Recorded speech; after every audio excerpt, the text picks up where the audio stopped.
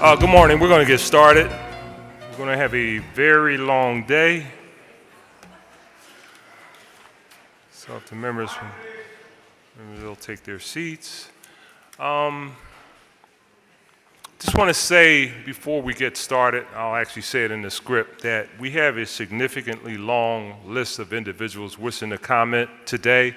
I'm not sure if they're here in person. So we are going to have to pare that list back, one because of the length of the list, but on the same subject matter, there's a significant number of individuals, and under the rules, we're allowed to pare that list back. And we're going to try to do the best we can to accommodate as many people as possible. But again, we have a very, very, very long day in terms of the number of the legislative agenda today.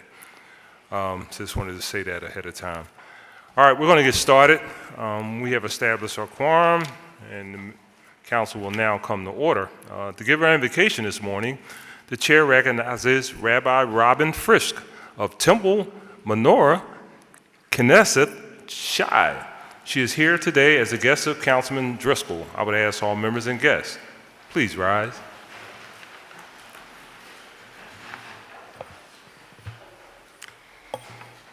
Thank you, Council President Clark. Thank you, Councilman Driscoll, for granting me the honor of being here today. I stand humbly before God and before all of you, aware that just 3 days ago, we marked Juneteenth. But just as the Israelites' freedom from slavery from Egypt didn't bring them immediately to the promised land, Juneteenth didn't mark the end of the journey for slaves and for their descendants. While there's certainly reason to celebrate Juneteenth, there's still much work left to do, and we can't let this week pass without recognizing it as a call to action. Our biblical heritage commands us not to oppress the stranger because we were slaves in the land of Egypt. Similarly, Juneteenth should remind all Americans of our responsibility to our fellow human beings. We must remember that each human being is created in the image of the divine, and ensure that everyone can exercise their God-given right to freedom, to dignity, and to opportunity. In Philadelphia, we look to the esteemed members of our City Council for guidance in this endeavor. May you always keep in mind that a leader is a servant, and to serve and to lead is to serve. The leaders of this council serve the people of this city, not just those with wealth and power and influence and connections, but all people. And in performing your responsibilities, we pray you'll never lose sight of the biblical command, justice, justice shall you pursue. This means justice and, where appropriate, mercy for everyone, for the last, the least, and even for the lost. For each of you on the City Council, the leaders and the servants of the people of Philadelphia, I ask for God's blessing upon you with the words of the priestly benediction. Yivarechecha Adonai v'yishmerecha. May God bless you and keep you. Ya'er Adonai panav elecha v'chuneka. May God's countenance shine upon you and be gracious to you. Yisa Adonai panav elecha v'yasem lecha shalom. May God always be with you, and may each of you be blessed with the most precious gift of all and the essential sacred work that you perform in City Council.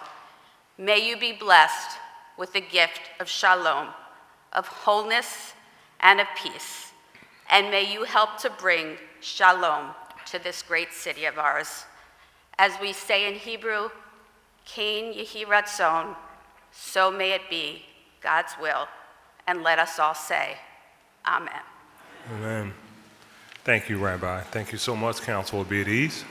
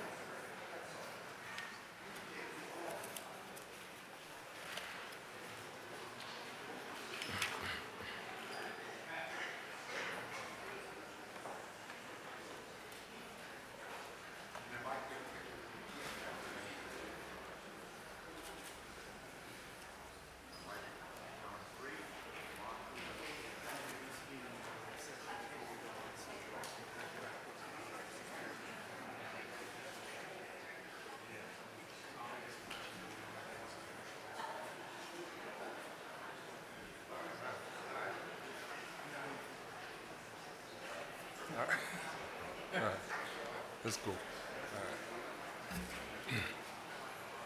Thank you again, Rabbi. We really appreciate you being here today.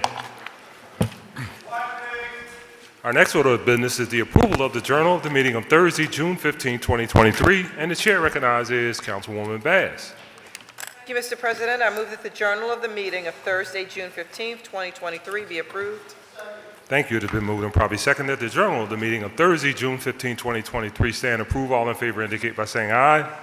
Those opposed, ayes have it, and our journal is approved. And our next order of business is the request for leave of absence, and the chair recognizes Councilman Jones. Thank you, Mr. President. On behalf of the members of council, there are no requests for leaves of absence today. Chair thanks the gentleman. Chair now recognizes Councilman Squilla for a motion concerning certain legislative matters that may arise during the course of today's session of council and that were not listed on the calendar circulated prior to our session today. Thank you, Mr. President. I move that any of the following matters, if considered today, may be added to the agenda for this session of the council, and as required by law, subsequently published on an amended agenda after the consideration of those matters. Resolutions authorizing hearings, amendments to bills on first reading, the reconsideration of a bill vetoed by or recalled from the mayor, amendments to bills recalled from the mayor, resolutions taking substantive action to be voted on in this session, a motion to withdraw a bill or resolution that is not on the calendar, a motion placing a bill or resolution on or returning a bill or resolution from the suspension calendar that is not listed on today's calendar. The purpose of this motion is to provide the public with notice concerning possible actions of council that arose too late to be included in the calendar that was published prior to today's session. Thank you. It's been moved and probably seconded that the legislative matters stated by Councilman Squilla may be added to the agenda for today should those matters arise during the course of this session. All in favor indicate by saying aye. Aye. Those opposed, ayes have it, motion carries. And our next order of business is communications, and I would ask the clerk to please read the messages from the mayor or any other communications that he may have in his possession today. From the mayor to the president and members of the council of the city of Philadelphia, pursuant to sections 4604 and 2307 of the Home Rule Charter, I'm today transmitting to the council the recommendation of the City Planning Commission on the following bills. Council amendments to capital program and budget, bill numbers 230144 and 230145. And I'm pleased to advise you that on June 21, 2023, I signed all the bills which were passed by council at a session on June 8, 2023, except bill numbers 230308 and 230318, which I am returning without my signature, and bill number 230319, which I am returning disapproved. Thank you. And our next order of business is the introduction of bills and resolutions. And I would ask the clerk to please read the titles of the legislation that's being offered today by our members. Councilman Phillips offers two resolutions: a privileged resolution honoring Dallas Hubert as a hero of the 9th Council District for his laudable service to the community, Today's calendar.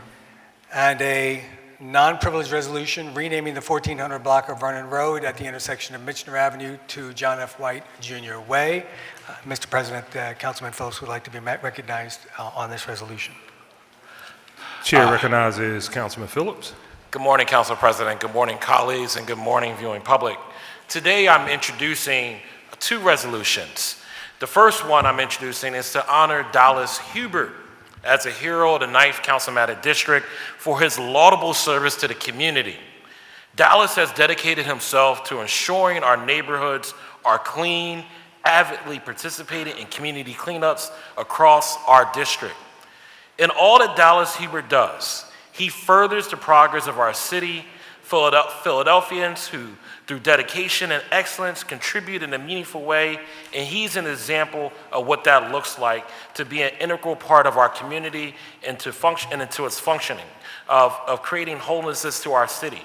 So as the 9th District Council member, I am making it my business to ensure the sincerity of my gratitude for Dallas Hubert's service is heard loud and clear. Thank you, Mr. Hubert. He's not here today, but he'll be recognized later on. The second resolution I'm introducing is to rename the 1400 block of Vernon Road to John F. White Jr. Way. His legacy and career has been of a fervent public servant. He's often forgotten when we discuss Philadelphia legends, but he is undoubtedly one of them. from being a state representative, a 9th District City Council member, Secretary of the Department of Public Welfare, and Executive Director of the Philadelphia Housing Authority, to now being the President and CEO of the consortium. John White Jr. has done it all. John White, throughout his career, has taken on issues related to education, juvenile justice, prison reform, social welfare, and energy.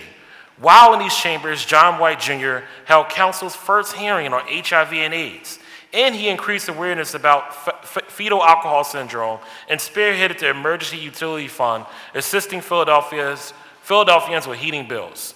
Many of the programs John White began during his tenure at the Department of Public Welfare have stood the test of time. The enduring success of his programs is a testament to White's vision and dedication to improving health care in this state. For all these reasons and more, I'm proud to honor John F. White Jr. for his lifetime of admirable service to the city and Commonwealth. Thank you, Council President, and thank you, City of Philadelphia.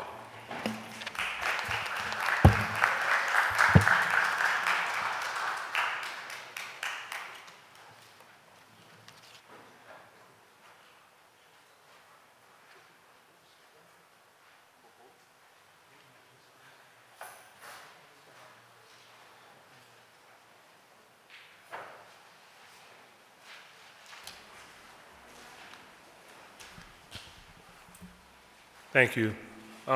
Councilman, I understand that you were seeking a rule suspension on one of the resolutions.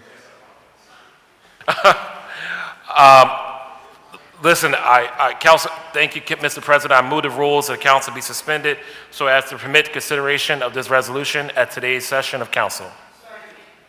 And that is for the John White Yes. resolution.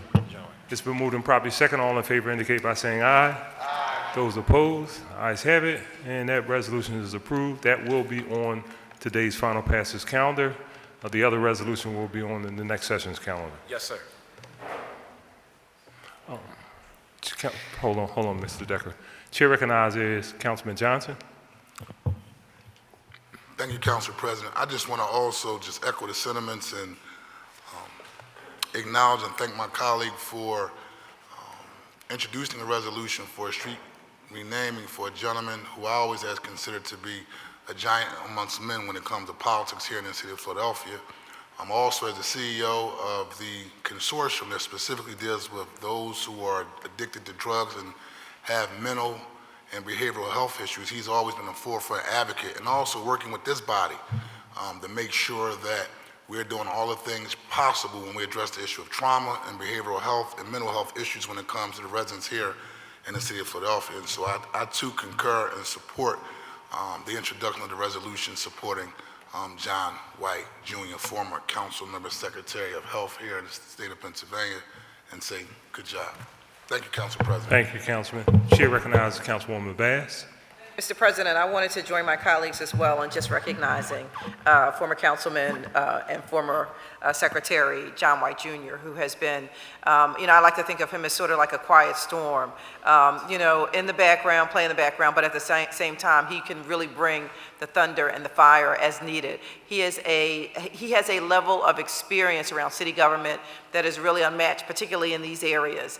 And so when I need advice or counsel, I go to seek wise counsel from John White Jr., and he is always available and has made himself really a legend in the city. And a lot of people just really haven't recognized that over the years, but I think that, Councilman Phillips, you're doing a great job in recognizing a former councilman who has done a tremendous amount of work for the city of Philadelphia, and I'm honored to stand with him on that. Thank you, Mr. President.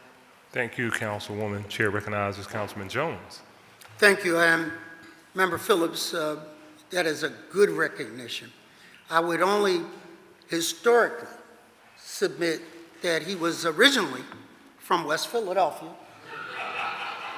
that he moved to the Northwest, right, and he now resides back in West Philadelphia. But we can have the street naming up in your district. Thank you, Mr. President. Thank you, Councilman. Thank you very much. Mr. Decker, please proceed.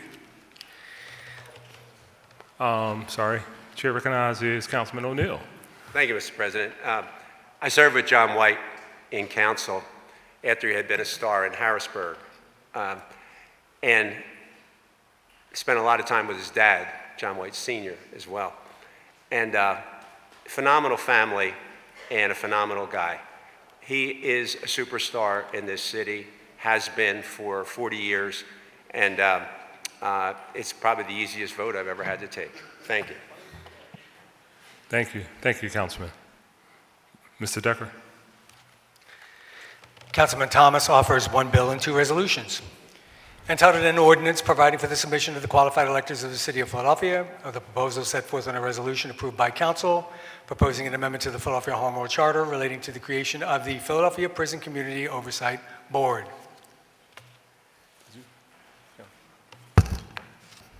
And a privilege resolution honoring and congratulating the champions of the week, Father Judge High School baseball team, for their victory at the 2023 PIAA title baseball game, marking the first time a Philadelphia team has won a state baseball championship. Thank you. Chair recognizes Councilman Thomas. Good morning, Council. Whoa. Good morning, Council President. Good morning, colleagues. Could clearly tell I'm happy to be back. Thank you to all of my colleagues for all of your support and everything over the last month. We're here today to recognize a phenomenal historic occasion. If you see the back of City Council, that's not security. Those are actually high school students who look like grown adults. And at the end of the day, I just want to take a moment to commend Father Judge's baseball program. Thank you to my colleague, Councilmember Driscoll, who's the district council person who co-introduced this resolution with me. And like it was said in the resolution, this is the first time ever that we've seen a PIAA District 12 team win a state championship for baseball. This team won the Catholic League championship, they won the city state championship, and the state championship. So they got the entire trifecta this year. 25 wins, 2 losses, 11-1 in the Catholic League. And before coming into council, I asked them, I said, well, how many of you are seniors? And over 5 of them, maybe close to a half dozen, said that they are seniors. And I said, well, how many of you plan on continuing your academic journey after high school? And all of them said that they planned on doing it. So if you know anything about winning a championship, I fortunately do. You never, ever, ever, ever forget these moments. No matter where you go in life, no matter where you matriculate to, no one is ever going to take away the fact that you're the first team in the city of Philadelphia's history to accomplish what you've accomplished. So we're proud of them, and let's give them a round of applause.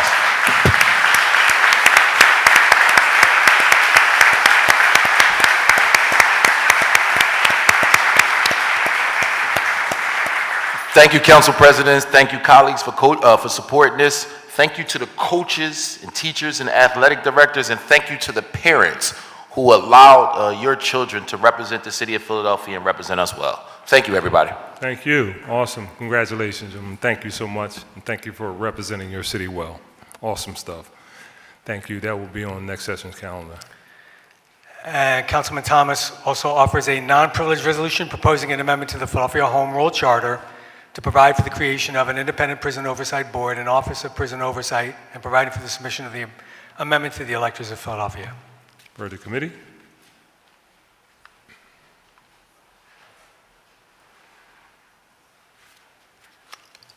Councilman Jones offers 3 bills and 3 resolutions.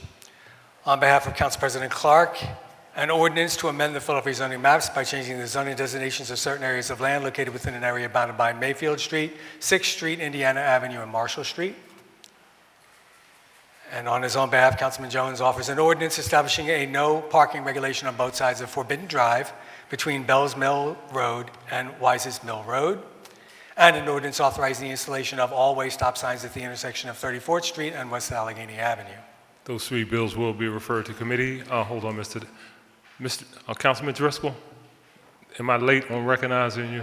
You good? You okay? I'm good, yeah. All right, thank you. Proceed, Mr. McDecker.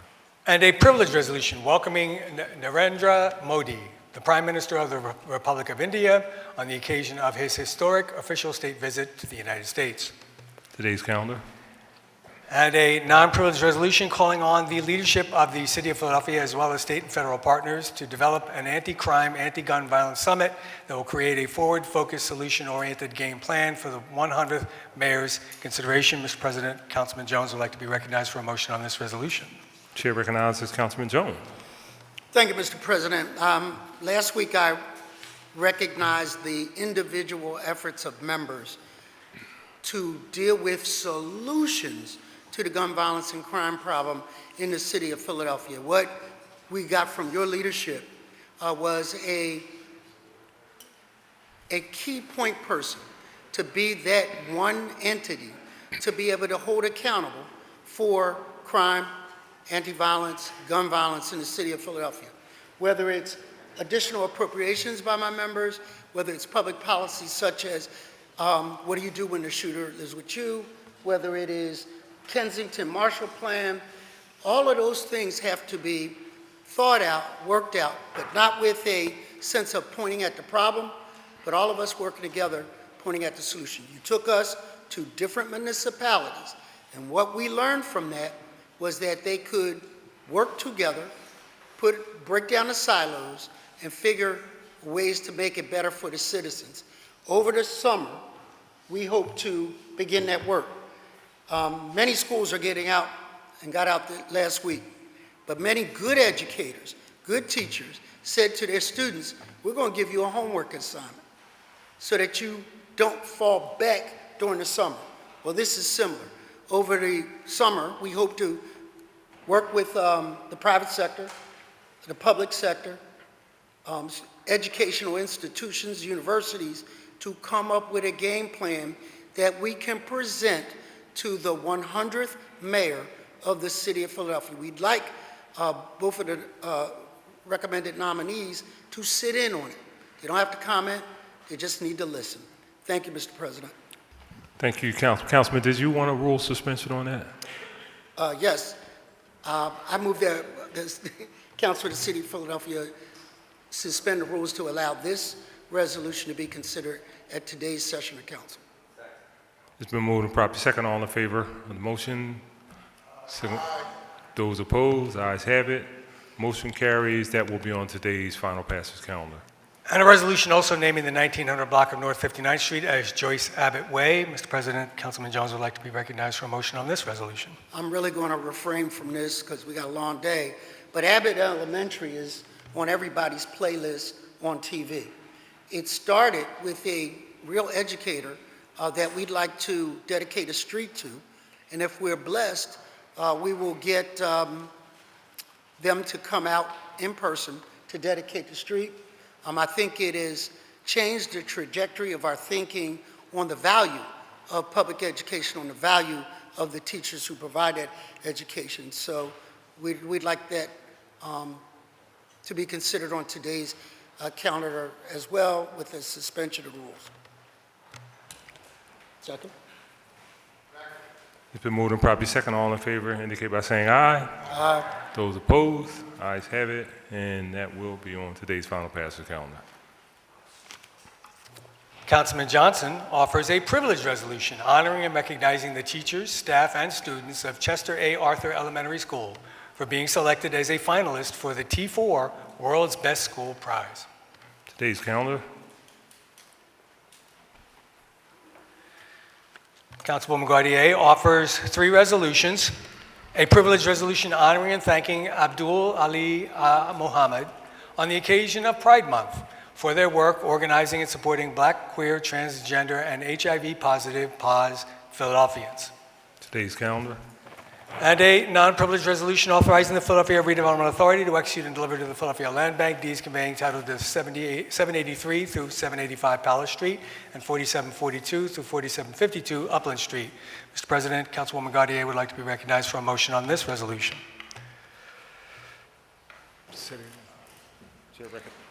Chair recognizes Councilwoman Gaudier. Thank you, Council President. I actually like to speak on the former resolution. I'd like to take a moment to acknowledge the incredible work of Abdul Ali A. Muhammad. Abdul Ali is a native of West Philadelphia and continues to honor their roots through community activism, collective care, and art. They founded the Black and Brown Workers Cooperative, a direct action collective that challenges, resists, and dismantles systems that oppress working-class Black and Brown residents. They also participated in a medication strike to protest abusive workplace conditions and sexual violence against staff and patients at a local nonprofit, and served as a source of support and care for the family of slain transgender neighbor Dominique Remy Fells. And something I've had the privilege to work with Abdul Ali on is Finding Ceremony, their initiative with Dr. Lyra Montero to honor the remains of Black and Brown Philadelphians unjustly used as specimens by the Penn Museum. I could go on, but I know we will hear from Abdul Ali directly and many of their supporters and friends during public comment. So I want to conclude by thanking Abdul Ali, especially for their work organizing and supporting Black, queer, transgender, and HIV-positive Philadelphians, especially those who trade sex, struggle with drug addiction, experience homelessness, or are disabled. At the start of Pride Month, I remarked that Black and Brown, transgender, non-binary, and gender non-conforming residents experience unacceptable levels of discrimination, marginalization, and oppression, and that we have to do much more to wrap our arms around them. I am grateful Philadelphia has Abdul Ali working to uplift these communities each and every day. Please stand so that we can acknowledge you.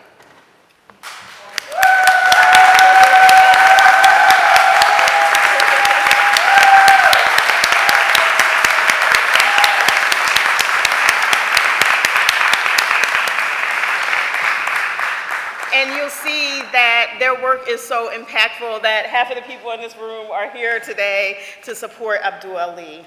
I also want to take a moment to recognize the mother of Dominique Remy Fells, who's here with us today. Please stand.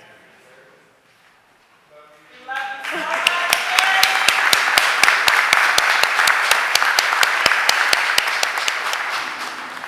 We continue to be so sorry for your loss, and I want you to know that our community loves and supports you.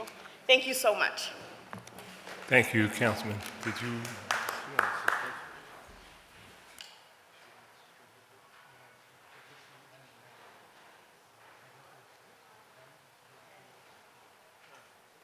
Councilwoman, suspension?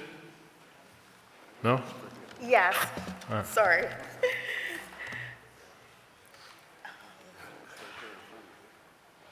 Okay, sorry. Thank you, Mr. President. I move that the rules of council be suspended so as to permit consideration of this resolution at today's session of council. It's been moved and properly second. All in favor indicate by saying aye. Aye. Those opposed, the ayes have it. Motion carries. Mr. Decker. And a non-privileged resolution renaming the 1400 block of South 51st Street, Ida Wilson Way. Mr. President, Councilwoman Gaudier would like to be recognized for a motion on this resolution. Thank you, Mr. President. I move that the rules of council be suspended so as to permit consideration of this resolution at today's session of council. It's been moved and properly second. All in favor indicate by saying aye. Aye. Those opposed, the ayes have it, and that motion carries, and that will be on today's final passage calendar.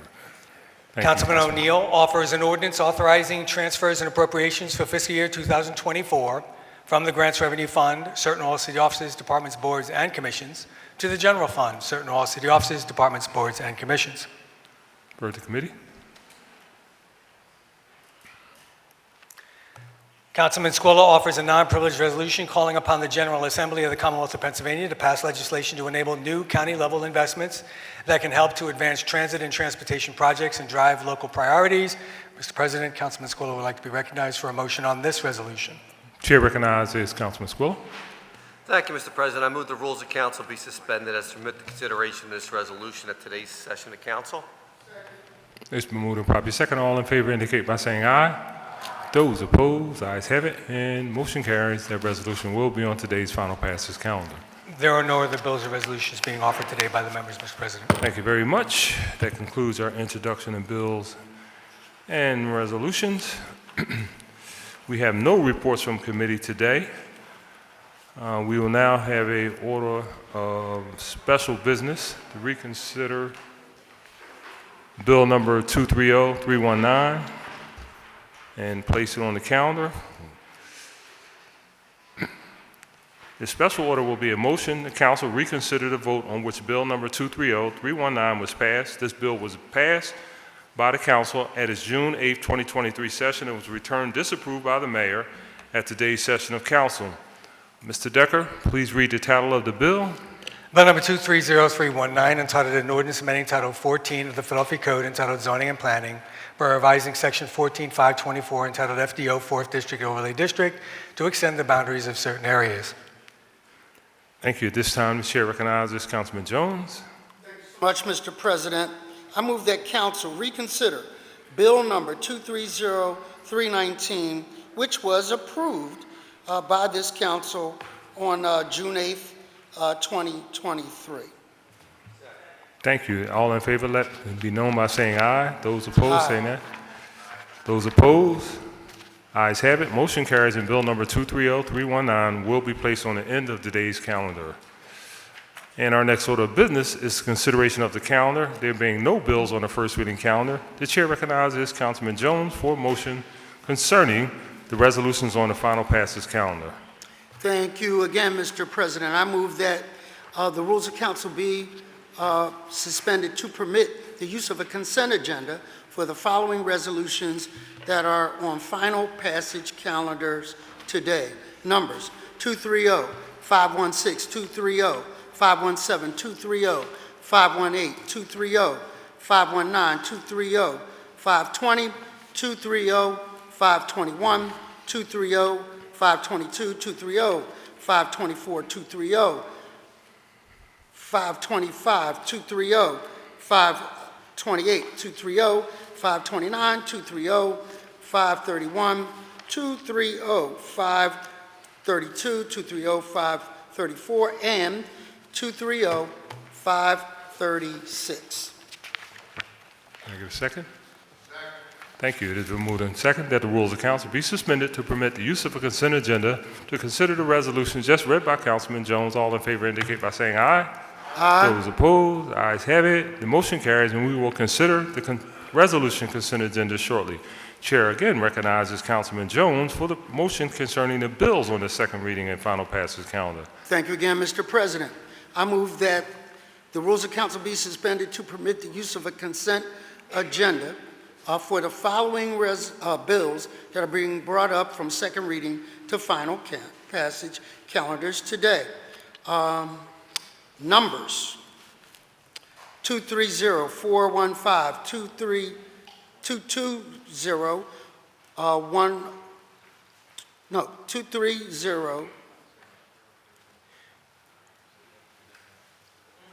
wait a minute, 221, 016, 230, 407, 230, 412, 230, 337, 230, 437, 230, 440, 230, 442, 230, 443, 230, 446, 230, 447, 230, 448, 230, 408, 230, 435, 230, 354, 230, 355, 230, 357, 230, 230, 60, 230, 660, 230, 361, 230, 362, 230, 413, 230, 414, 230, 027, 230, 307, 230, 441, and 220491. Help me. Thank you. It's been moved and probably second that the rules of council be suspended to permit the use of a consent agenda to consider the bills just read by Councilman Jones. All in favor indicate by saying aye. Aye. Those opposed, ayes have it. Motion carries, and we will consider the consent agenda shortly. Chair again recognizes Councilman Jones for the purpose of calling up bills and resolutions on the regular second reading and final passage calendar today. Thank you again, Mr. President. In addition to the bills and resolutions on today's consent agenda, the following bills and resolutions are being brought up for second reading and final passage calendars today. 230416, 230513, 230514, 230526, 230430, 230144, 230145, 230146, 230147, 230148, 230149, 230455, 230418, 230419, 230449, 230450, 230451, 230452, 230453, 230005, 230411, 230363, and 230454. All other bills and resolutions are being held. Thank you, Councilman. Before considering the resolution and bills today, we're going to consider the public comment. It will go as follows.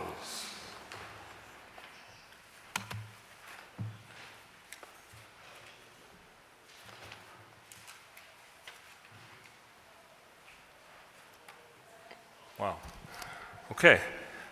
Your public comment must concern matters on the second reading and final passage calendar for possible action at today's council session. All speakers will be called based on the sequence of their signing up for today.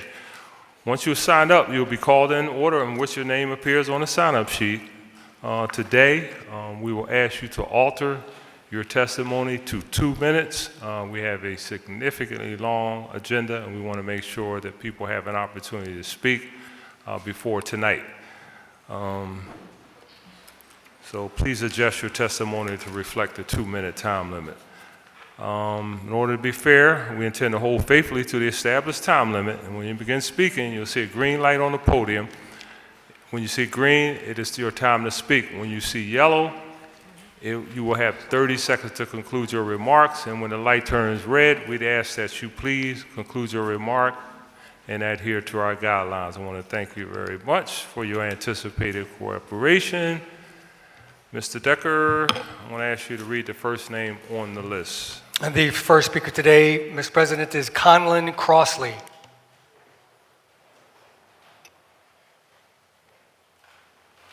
Commenting on 230534. Thank you, members of council. I am Conlon Crossley. I am a former member of the Department of License and Inspection, where I worked as a construction plan review specialist and building code official. Prior to my time in the department, I worked as a union carpenter, a construction safety officer doing construction safety audits and trainings, as I've been an OSHA trainer for the last decade and a union carpenter for 24 years. I'm a lifelong Philadelphian, a dad, a husband, and an advocate for labor, and served in all capacities, including shop steward with the United Brotherhood of Carpenters and staff representative for AFSCME, Local 2187. When I was hired, I thought I would retire from the Department of License and Inspections, and I even earned a master's degree in human resources so that I could eventually take a leadership role within the department when I was ready. Things started to change when we got new leadership, and it was crystal clear they had an agenda. Dangerous contractors were now referred to as customers, and inspectors had targets on their backs and were made examples of when customers were made to follow the rules. Due to my background with AFSCME, I fought with management at every turn, and things became clearly unhealthy for me. My wife and my father asked me to seriously begin taking a new job. 2 years after I left the department, I won a unanimous decision I had filed with the Pennsylvania Labor Board and an unfair labor practice with the Commonwealth. The judge could not believe the level of hubris and hostility the department had during the meetings. During my tenure with the department, I came across a lot of hard workers that were made up in the rank and file inspectors who did the important work of keeping Philadelphian citizens safe on a daily basis. You never hear about these tireless civil servants because when they're doing their job correctly, there aren't buildings collapsing and poor construction activity is not in the news, meaning a lot of Philadelphians are kept safe. Life safety is always and should be a code official's primary responsibility and goal when they come to work. However, the last few years, the department has forgotten its core values and has become a hostile place for and a punitive retaliatory behavior is the norm on the 11th floor for license and inspections brass. This environment has led to dozens of quality inspectors to leave the Thank you.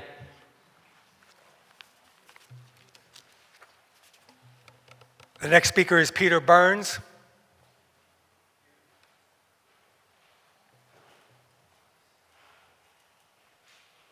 Commenting on 230532.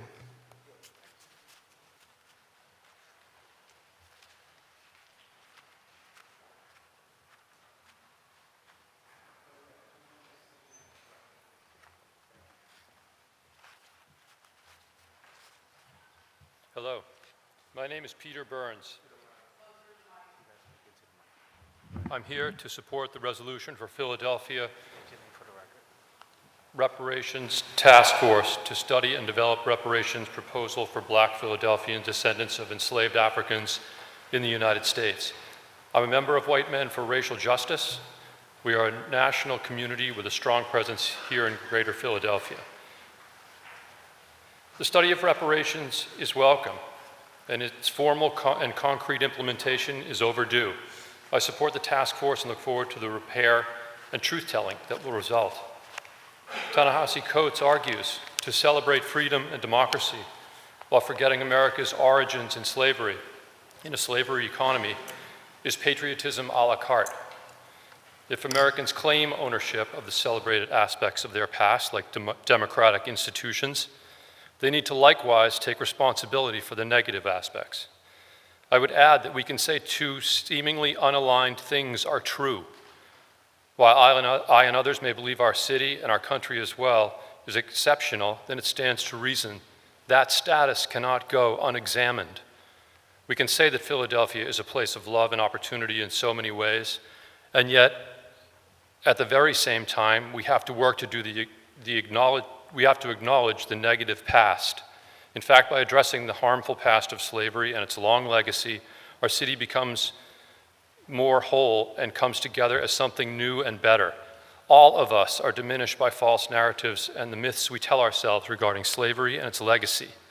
These narratives placate those who would bury the past, and they continue to gaslight and hold back those whose ancestors were enslaved and all who still today suffer the many effects of systemic injustice. I'm enthusiastic that the Reparations Task Force can lead to a city of which I can be even more proud, and even as I acknowledge our shared history, my or my ancestors' role in harm, and my own part in reparations. Sorry, your time's up. Yeah, I'm going to ask people to really, thank you for your testimony. I'm going to ask you all to please adhere to the timeline. I'm trying to let everybody get in, but we really need to comply with the timeline that's been established today. Thank you. The next speaker is Michaela Coleman, commenting on 230532.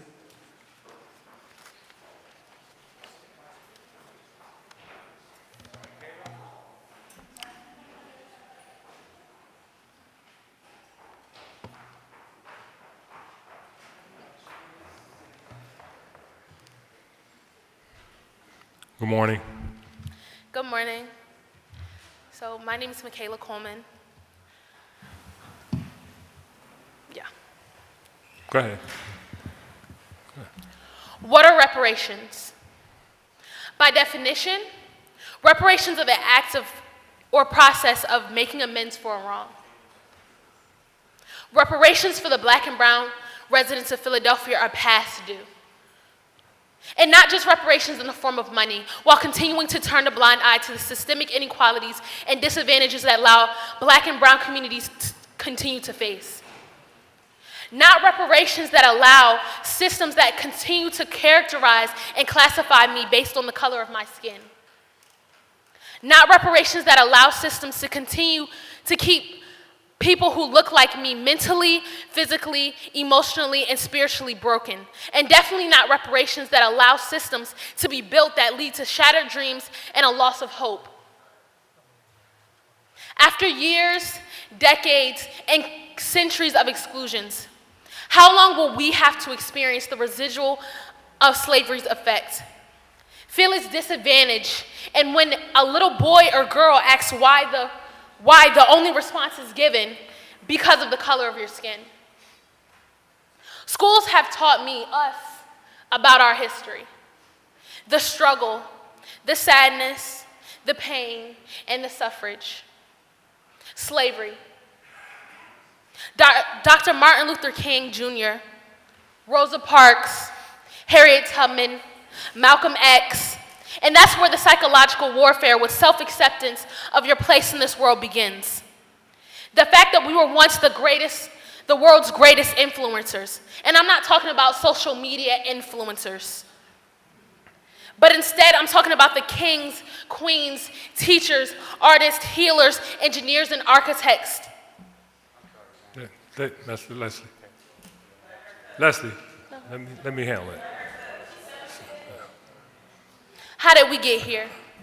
Leaders like my great-grandfather, civil rights activists, George Sawyer from Savannah, Georgia, who fought for fair housing, equal employment opportunities, integrated schools, and safer neighborhoods from the late 40s until his untimely death in the late 90s. From Georgia all the way to the greater city of Philadelphia have been wiped from history, buried with them. Right. So when I talk to you about reparations, I'm talking about systemic and systematic transformation. Okay. Resources being poured into places intentionally excluded. I'm going to need you to wrap it up, though. Absolutely. I want to be fair. Absolutely. Yeah.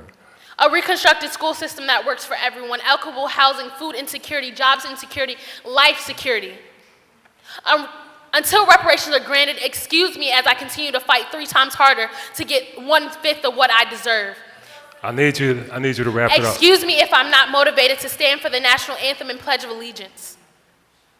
Excuse me if I speak bluntly and make you feel uncomfortable. Ma'am, all due respect, I can't give you like 5 minutes and everybody else get 2 minutes, all right? So please bring it to a conclusion. Thank you.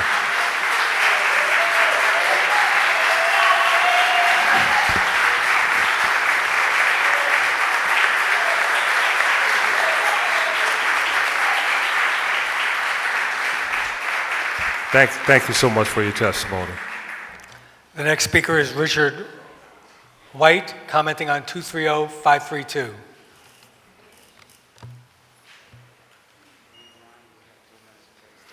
Good morning. Good morning. Thank you for introducing this resolution.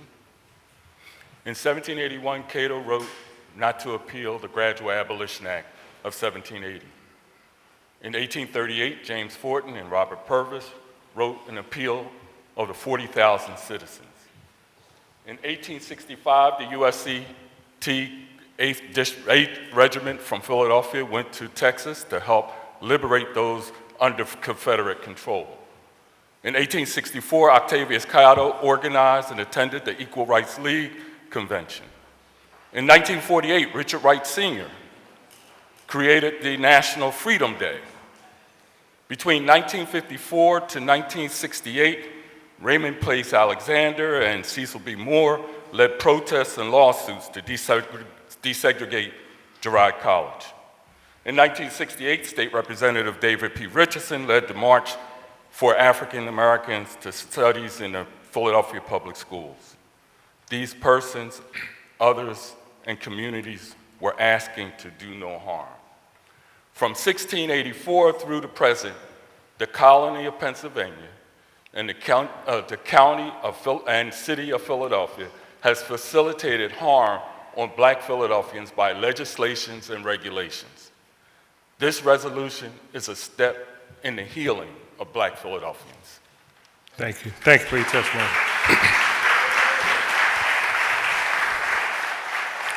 For the record, if there's anyone that has written testimony that may run long, you can just leave it with us and we'll make sure it's reflected in the record in City Council formally. Mr. Decker? The next speaker is Osaze McKenzie, commenting on 230532. Morning. Morning. My name is Asazi McKenzie, and I'm here to support the reparations legislation. Most people associate Manioc with restaurants, bars, boutiques, but at one time, Manioc was a mill town with a main street covered in textile mills from Leverton Avenue well past Sherrills Lane. While 18th century attempts at large-scale mechanism technology manufacturing field were largely unsuccessful, textile mills proliferated in the region in the early 19th century. England's restrictions on the transfer of technology to America were increasingly circumvented, and numerous European immigrants with expertise in textile production settled in the region and set up factories. The invention of the cotton gin in Georgia in 1793 made possible the processing of enormous amounts of raw southern cotton to be shipped to Philadelphia mills. While the introduction of steam power and rail transportation in the 1820s and 1830s spurred further expansion of the local textile industry. Industrial communities such as Manioc, Frankfurt, which had developed on the strength of the early water power mills, became major textile centers in the antebellum period, joining Germantown, which had been a long locus of hand-free knitting mills. The truth is, slavery was a national phenomenon. The North, including Philadelphia, shared it as well. Thank you.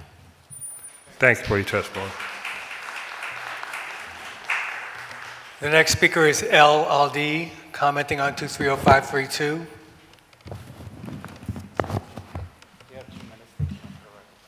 Morning. Good morning, members of council. My name is L. Ali. I'm Chiricahua Apache, Eastern Cherokee, and Black.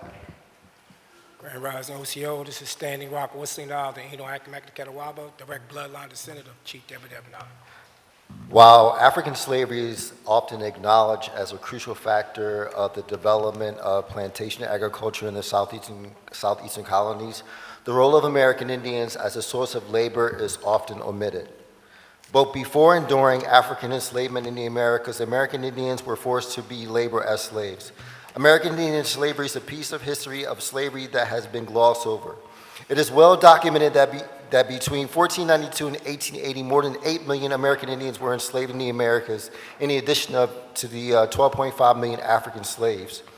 As with Africans shipped to the America, Indians were transported from their natal communities on the East Coast to labor elsewhere as slaves in the Caribbean islands.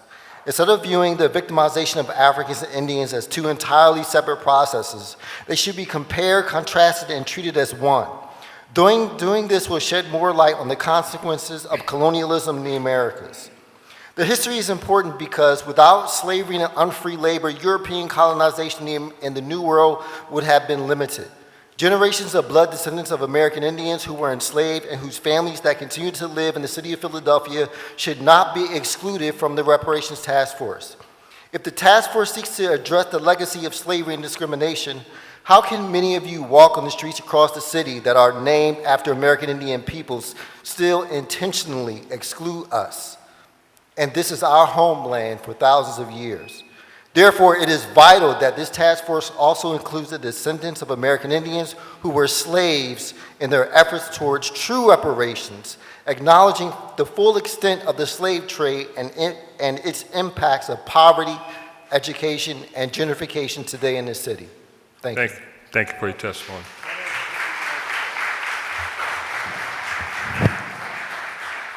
The next speaker is Ebony Gamani.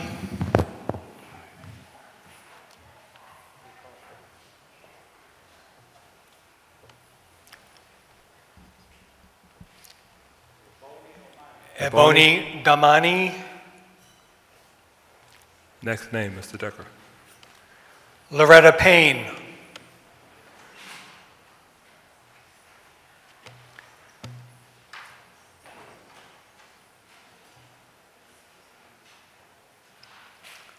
Loretta Payne.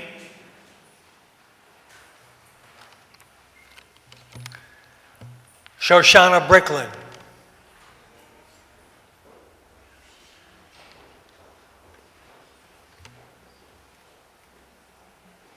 Commenting on 230532. You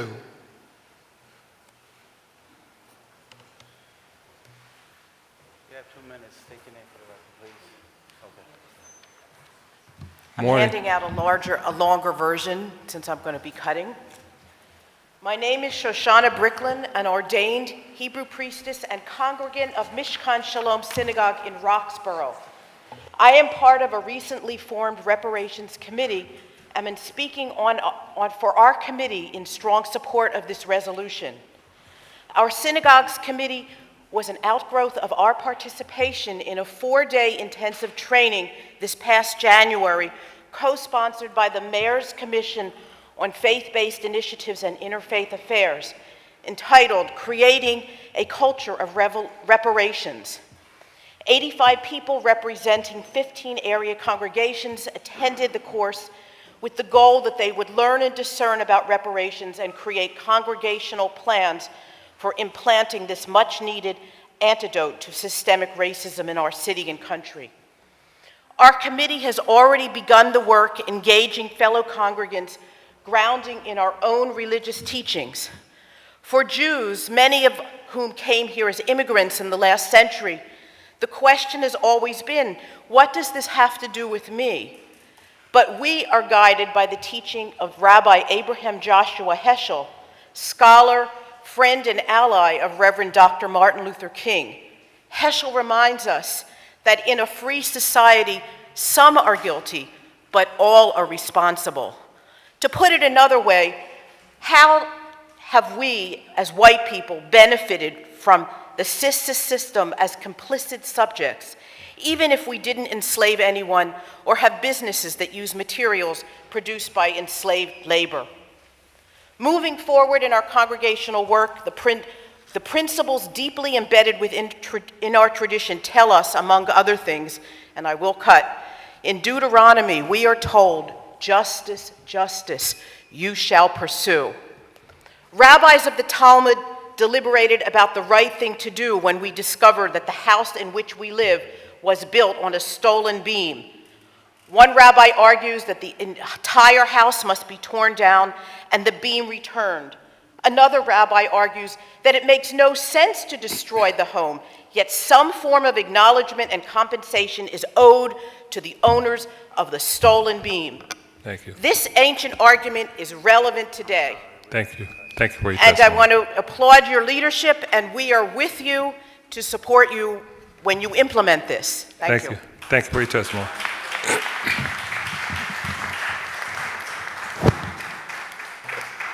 The next speaker is Craig Stephen.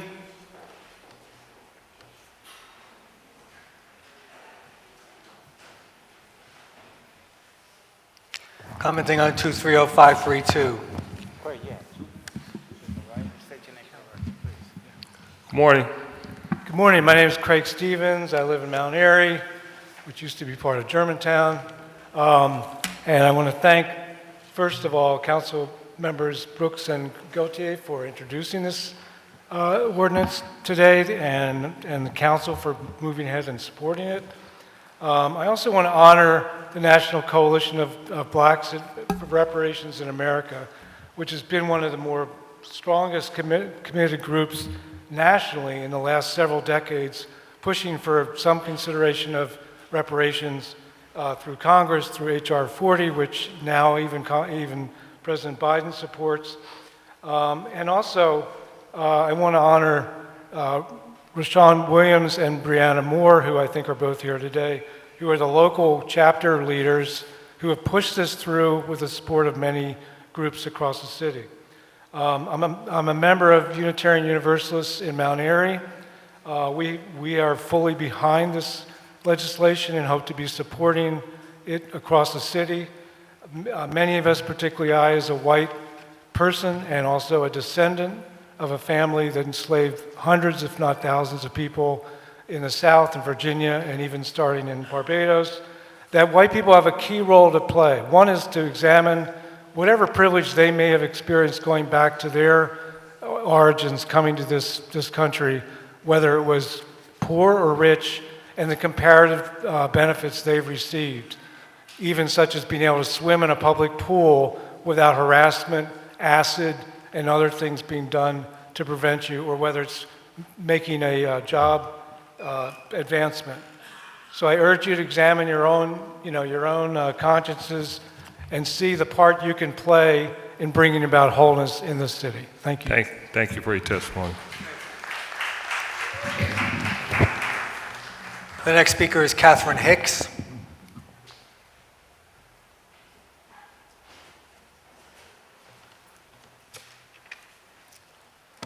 Catherine Hicks. This is. Good morning. Morning. Good morning, Council President Clark, council members, staff, and visitors. I stand before you as the president of the Philadelphia branch NAACP to speak on this issue of great importance to our community and our nation as a whole, reparations. I am in support of the resolution introduced by Council members Gautier and Brooks, authorizing the creation of the Philadelphia Reparations Task Force to study and develop reparations proposals for Black Philadelphian descendants enslaved Africans in the United States. Reparations in the simplest form are compensation for past harms inflicted on a group of people. In the case of African Americans, reparations would be a recognition of centuries of people in case of long enslavement, oppression, and discrimination that our ancestors endured in this country. The NAACP believes that reparations are not only necessary, but are long overdue. The legacy of slavery and institutionalized racism continues to impact our community in profound ways. African Americans face higher rates of poverty, unemployment, and incarceration than any other group in this country. We also suffer from the effects of generational wealth inequality, as our ancestors were denied the ability to accumulate wealth through land ownership and inheritance. The creation of this task force would supply the necessary data and information to call on our government to acknowledge the atrocities committed against African Americans and to take tangible steps towards repairing the damage that has been done. Reparations could take many forms, including financial compensation, land grants, and investment in education and job training programs. We understand that reparations may be a controversial topic, but it is important to recognize that this is not about assigning blame or seeking revenge. It's about acknowledging the past and working towards a more just and equitable future for our Americans. In conclusion, the NAACP urges our government to seriously consider the issue of reparations and to take action towards rectifying the injustices of the past. We cannot move forward as a nation until we have addressed the sins of our past and take steps to make amends for our future. I applaud Councilwoman Gautier and Brooks for establishing this resolution and ask that we vote yes to establish this task force. Thank you. Thank you. Thanks for your testimony.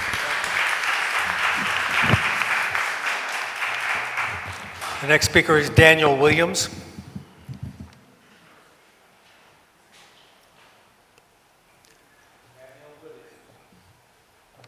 Daniel Williams. Not here. Next name.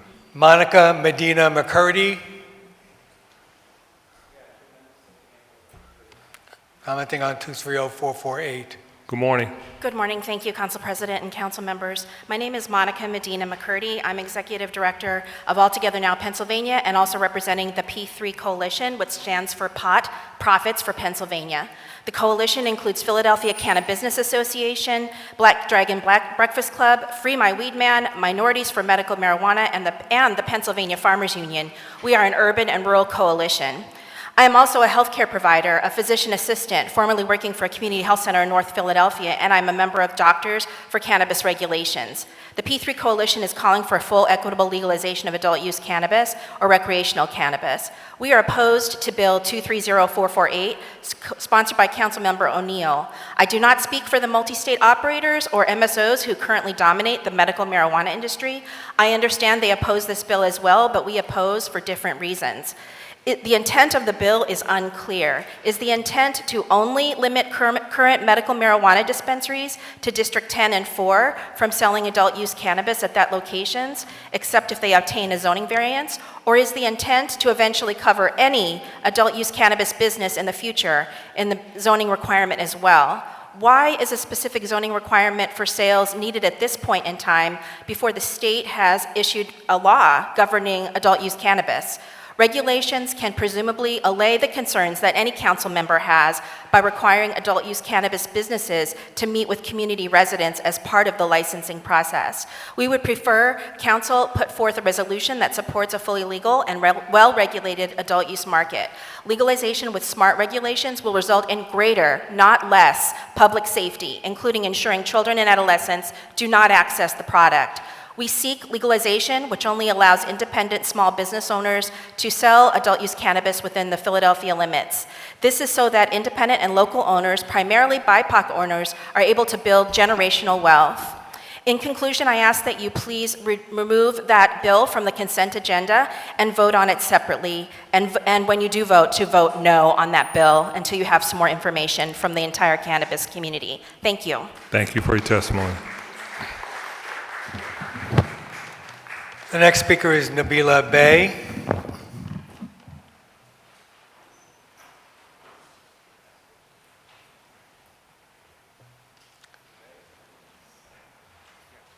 Commenting on 230532. Good morning. Good morning. Greetings. I am Nabila Bey, a past female chairperson of Encobra Philadelphia chapter. I am also a school behavioral health counselor. I am also a behavioral health and mental health doctoral student, and as such, I am in full support of the resolution to advance the Philadelphia Reparations Task Force. Encobra has identified 5 areas of repair. My major interests are behavioral health and mental health repair, and the area called peoplehood. The task force will work to develop targeted solutions for the disparities continued to be faced by the descendants of Africans enslaved in the United States, also known as DAES.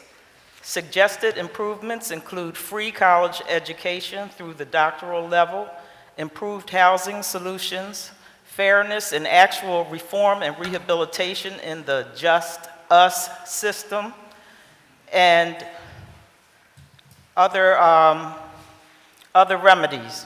A few of my suggestions, demands for repair are culturally sensitive mental health services need to be available to all residents, conveniently located, free of cost, and administered by African American professionals.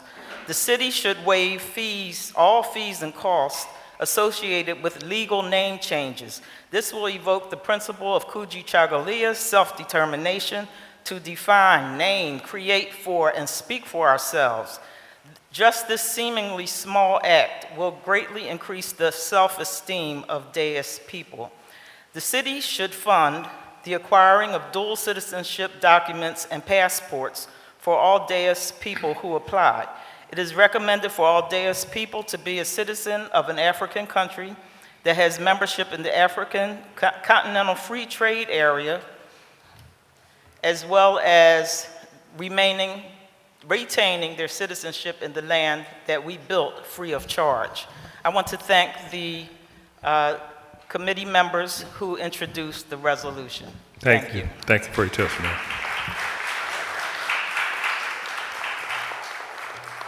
The next speaker is Robert Boucher.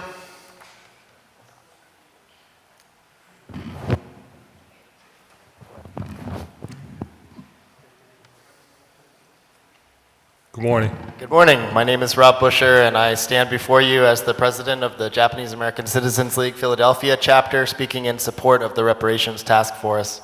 I am also, my family was incarcerated during World War II and received reparations from the United States government. So speaking as a descendant of those who have received this repair and know the power that it gives, I deliver the following brief statement that was unanimously approved by our membership. The Japanese American Citizens League is the oldest and largest Asian American civil rights organization in the country, founded in 1929. Our local chapter was established in 1947 by Japanese Americans who resettled in Philadelphia after experiencing the forced removal and eviction from their West Coast homes, forfeiture of their property, and incarceration in American mass concentration camps during World War II. JACL Philadelphia unequivocally supports Encobra Philadelphia in their efforts to establish a reparations task force in the city of Philadelphia. As Japanese Americans, we are no strangers to racism in this country.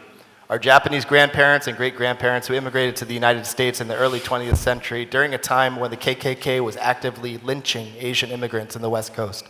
Beginning in 1790, Japanese immigrants, along with other immigrants from Asian countries, were denied the right to vote and were therefore barred from becoming U.S. citizens. It was only through the friendship, solidarity, and allyship with African American civil rights leaders that Japanese Americans and other Asian American communities gained the right to become naturalized citizens in 1952, gained the right to move freely between the United States and Asia with the 1965 Hart-Celler Act, and countless other hard-won legal victories championed by black activist leaders. Japanese Americans are one of the few communities who've received reparations from the United States government as a result of the Civil Liberties Act of 1988. In the interest of time, I'll just skip ahead. In support of black reparations, JACL Philadelphia recently joined over 75 other Japanese American progressive organizations in support of the National Nikkei Reparations Coalition. Speaking as a community who's deservedly attained our own redress, we do not believe that any amount of reparations is capable of erasing the harm, pain, or trauma that persists for generations as a result of the enslavement of Africans, Jim Crow, and other prejudicial regulation. However, we do hope that this will open a space for meaningful conversation and healing, as has occurred in the communities of Japanese Americans. Thank you. Thank you for your testimony. Mr. Decker. The next speaker is Zach Wilka. Mr. Wilco. Commenting on 230147 and 230149. Thank you. Good morning, council members. I'm Zach Wilka, CEO of the Independence Business Alliance, and I'm here today speaking on behalf of Philadelphia's LGBTQ+ business community, comprised of all races and ethnic backgrounds, industries, and types of entrepreneurs. The IBA serves more than 1,000 professionals across 325 member businesses. We want to thank our city council members for considering voting for an investment in small, diverse businesses through reducing BERT and wage tax and responding to the needs of our businesses as we conveyed them to you. We also want to thank anyone who meaningfully listened to us, even if they favored other paths forward. In October of 2021, we came together with our local diverse chamber counterparts to work collectively as a community to meet the unique challenges diverse business enterprises face when they engage with our local economy. With the goal of economic uplift for and within diverse business communities, we speak with a united voice on issues where we unanimously align. Our aim is to do good things for businesses and the best thing for people, which we believe are not mutually exclusive. Somewhere along the way, it became a popular notion that helping businesses cannot help our communities, but in Philadelphia, that could not be further from the truth. After our latest survey of member businesses, we heard the voice of our constituents loud and clear. The biggest hurdle to entrepreneurship in Philadelphia is the cost of doing business, and furthermore, that lowering taxes, particularly the business-killing BERT tax, should be the top priority for the budget this season if we want to create a thriving business environment. In fact, close to 90% of our respondents to our survey indicated that reducing it would have a positive or highly positive impact on their businesses. These double taxes, which do not occur in similarly situated cities to Philadelphia, are grinding away at businesses at a historical moment when resources are thinner than ever. More dangerous for our city's future is the fact that these taxes simply do not exist in neighboring cities and makes the prospect of moving one's business out of the city quite alluring. We applaud your aggressiveness and plans over the next year to make sure we can prioritize keeping our businesses alive and thriving. Overwhelmingly, we heard routinely positive feedback from our constituents that last year's reduction in BERT taxes were essential for the survival of their businesses and how we can not stop now. Our businesses said that they were able to use the money they saved from the BERT tax reduction to invest in their own businesses in areas such as hiring, security, and cleanliness. We believe that reductions like these are an indication from City Hall that they are ready to make Philadelphia competitive again through investment in our communities. Can you? Do the last sentence? Keeping businesses alive, sustainable, and thriving is a progressive move for the city of Philadelphia, and we appreciate your focus on this vital measure. Thank you. Thank you for your testimony. It is appreciated. Mr. Decker. The next speaker, Mr. Chairman, is Kind Zaw.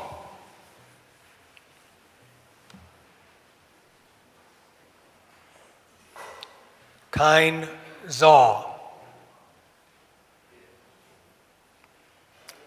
He's not here. Next. Ricky Lee.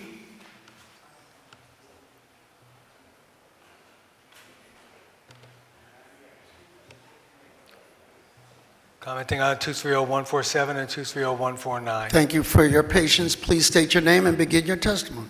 Hi, how are you? My name is Ricky Lee. I'm the owner of YD Home and other many businesses. Here I'm trying to represent the Asian business community to ask the city to consider the bird and wage taxes for us. First of all, I would really like to thank the city of Philadelphia have been many years helping us.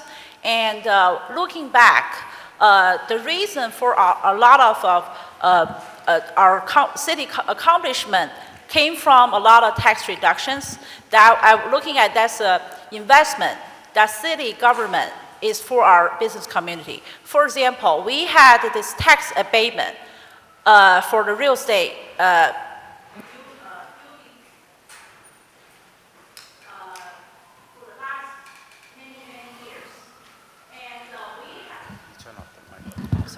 Sorry. Okay. So for many businesses and real estate already benefit from it. So now we are in the era that we came from COVID. A lot of businesses are struggling with very high inflation, high wage cost, and also very high cost for the high crime rate. So at this time, I really would like the city to invest in the people who are working so hard, creating jobs, and putting their own personal investment to do business in Philadelphia. And I think this time, this bill is really going to help us tremendously. Just what have helped the city of Philadelphia build it up with tax abatement. Thank you very much. Thank you for your testimony. Mr. Decker. Xavier Suarez.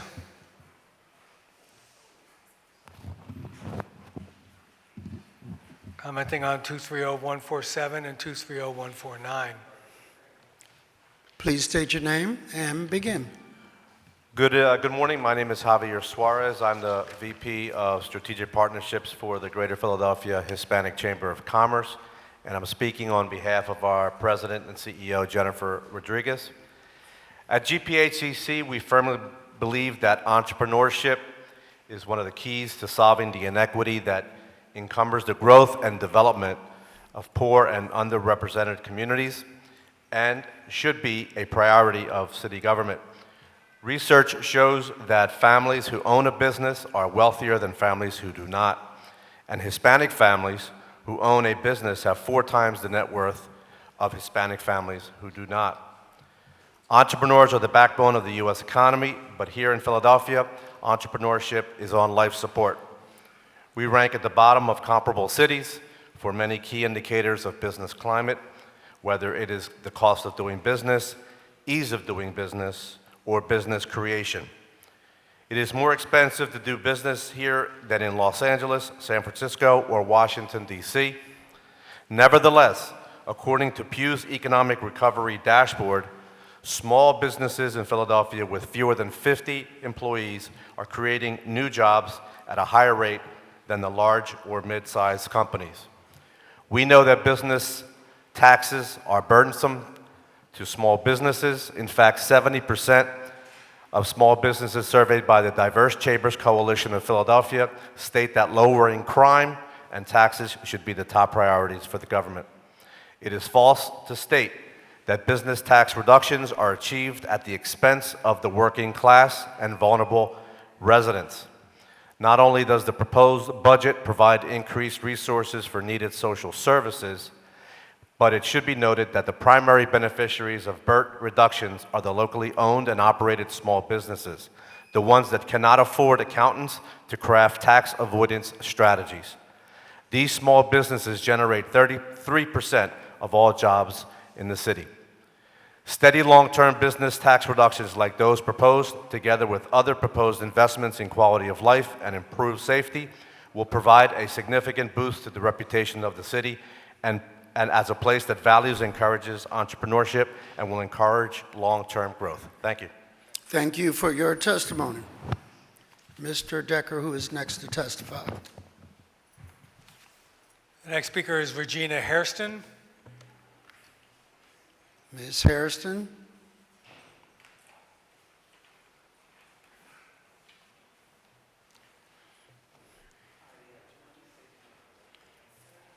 Thank you.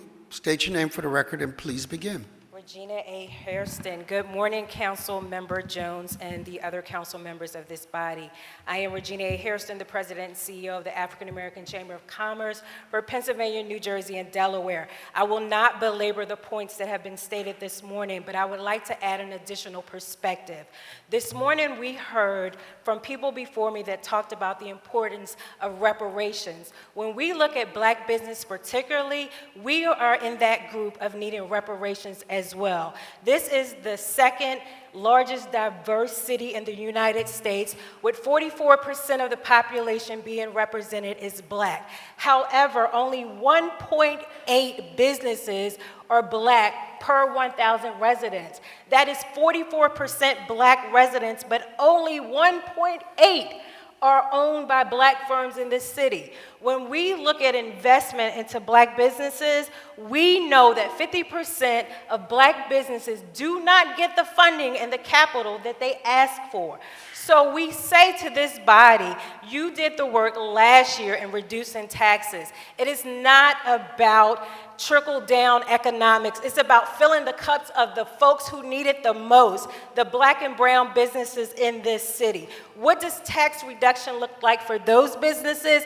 It's about having the capital to reinvest into their businesses so that they can grow and scale at the same level as their peers. We are already behind, folks. We are already behind. So we must put every lever of government before us in order to lift up these businesses. So I thank you to Council Member Isaiah Thomas, who has pushed this bill, because our businesses deserve the same type of investment that we see for other populations in this city. So thank you for your time, and I do support these bills. Thank you. Thank you for your testimony. Mr. Decker. The next speaker is Dan Lee. Mr. Lee. Commenting on 230147 and 230149.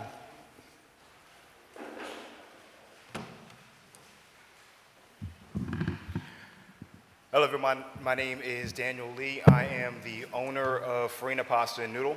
We're a small restaurant located right downtown in Center City. I'd like to thank the council members for hearing me out, for being able to provide this testimony. I'm one of the people that this bill directly affects. By reducing the BERT tax, the wage tax, it absolutely does put money back in my pockets that I'm then allowed to then go and invest back into my own business. I work about 7 days a week. I can't count the hours, I have no clue, but all of my time and all of extra money that comes back to my business or comes to me goes back into the business. It allows me to hire, it allows me to pay for more event preparations.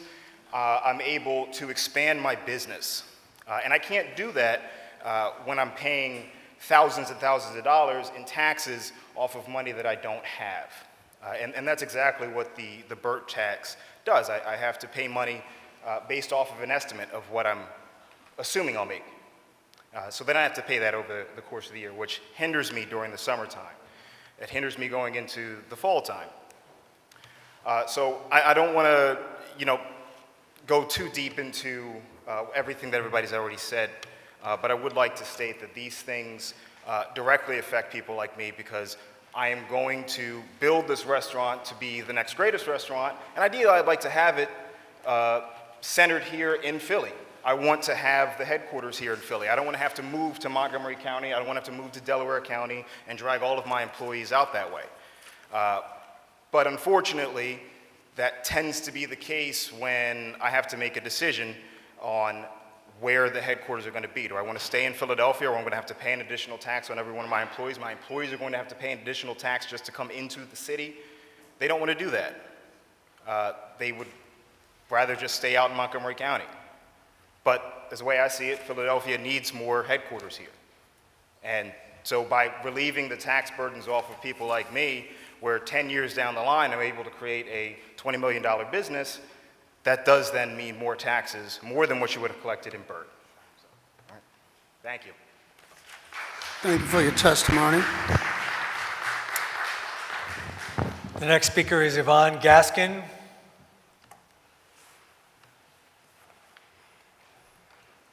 Commenting on 230514. Thank you. Please state your name for the record and begin your testimony. Hi, my name is Yvonne Gaskin, and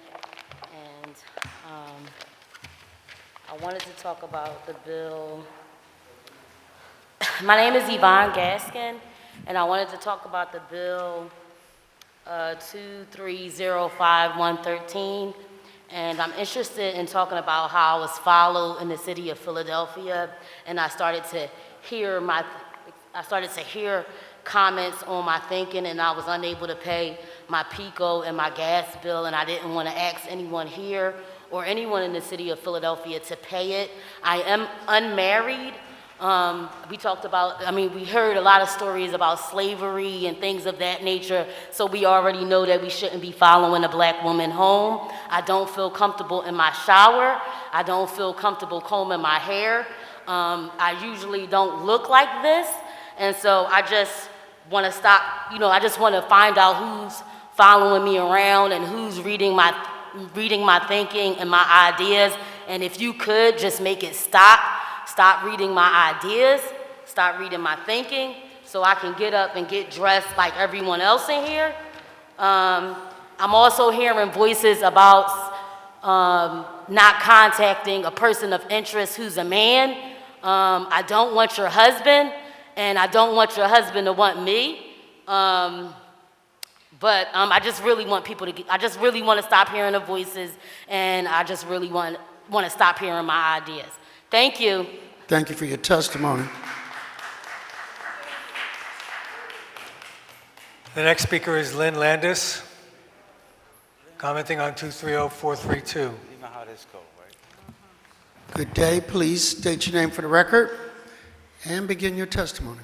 Good afternoon. My name is Lynn Landis, founder of SafeStreetsPhilly.org. I'm here to support Councilmember Jones' call for a summer summit about the problem of violence in the city of Philadelphia, as well as Bill number 230410 and any other measures that ban safe injection sites from Philadelphia, as well as stop enabling substance abuse in general, including recreational marijuana use.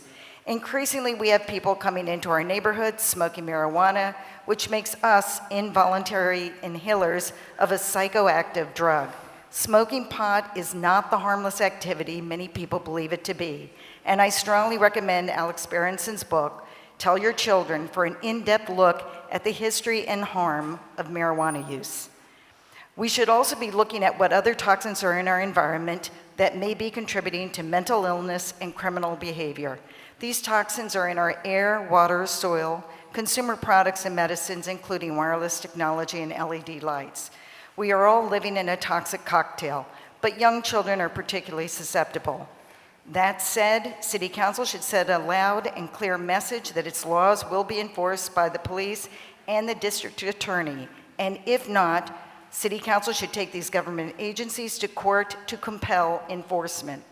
And lastly, we need to rebuild our local businesses, industry, and farms so that we are locally self-reliant as possible. Most people, particularly our youth, are entirely disconnected from reality because we import most of our goods and services, which also leaves many of our citizens with nothing of substance to do.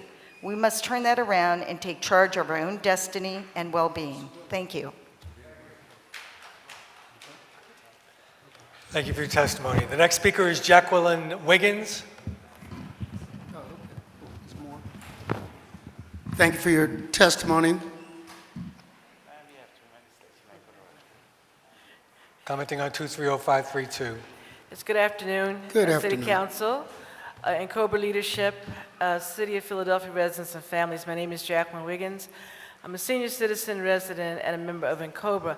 I'm testifying in support of Resolution 230532, and I appreciate the work of Council members Gautier and Brooks and others before. I am fourth generation removed from enslavement.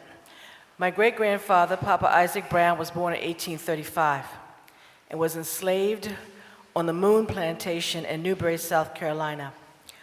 I know he and our descendants and all descendants of the Ma'afa, that Holocaust that happened in this country, want this resolution voted on in the affirmative and all others put forth nationwide because of it is past time for this study to have happened. Please cast your vote in the affirmative, council members, but ensure that there is the mandatory accountability and the just and ethical monitoring and enforcement of the study's results. Our descendants demand nothing less. The damage must be repaired. And I'd like to add that we lost a mighty giant to the city, state, and country, Mr. Charles Blockson, this week. He will be missed but never forgotten for the critical role he did in lifting the contributions of African Americans in Philadelphia, the state, and the country. Thank you. Thank you so much for your testimony. The next speaker is Laura Blumenthal.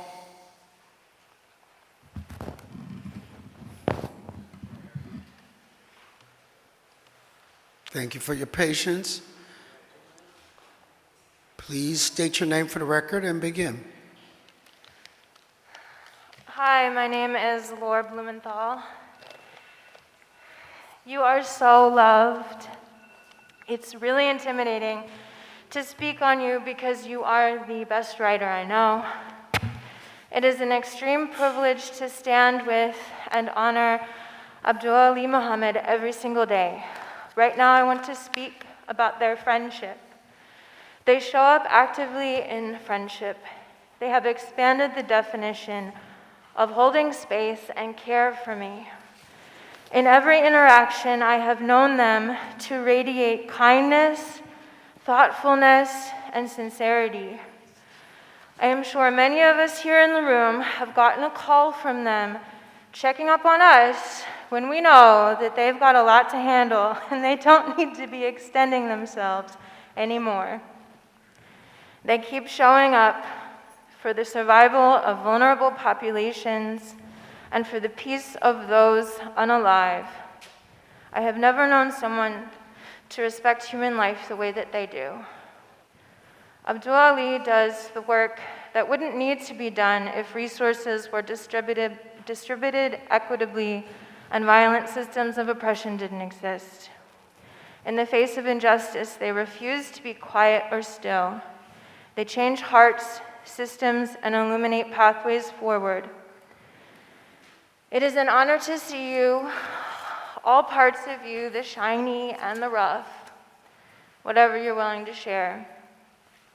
I am grateful for the artist, the poet, the journalist, the doula, the community builder, and the friend that you are. I love you.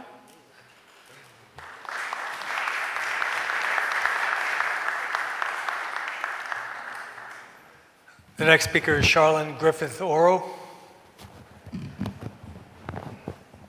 That's you? Okay, you got 2 minutes. Thank you. Excellent. Hello, my name is Dennis Maurice Dumps. I'm speaking on behalf of Charlene. I welcome, and I'm reading her words on behalf of the citation to Abdul Ali Muhammad. I welcome everyone in their seats to whisper or say aloud a benevolent Black Indigenous ancestor's name, as we are only here thanks to the remarkable spirit of our Black Indigenous forebears. I especially must offer up the name of Abdul Ali's mother, Mama Melody Beverly, as she is proud of you today and every day in your life. My name is Charlene Magdalene Griffith Oro, and I am honored to offer comment today on the beloved child of Philadelphia, Abdul Ali Muhammad. I say for the public record today that your citation is about the depth and breadth of your imagination, faith, and your brave heart. The manner in which you exhibit love for this place and its people is fierce. This citation is an acknowledgement of your ability to dream of a city and a world that will exist after the destruction of white supremacy and capitalism. For public record today, I say that with all of us here, it must be actualized. Abdul Ali, the way you hold this possibility inspires people in every single industry that this city relies on.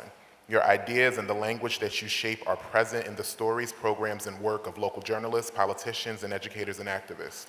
I urge this body today to take Abdul Ali's name into the world with respect, giving them the credit they deserve for such inspiration and insight. Thank you. Thank you for your testimony. The next speaker is Irit Reinheimer.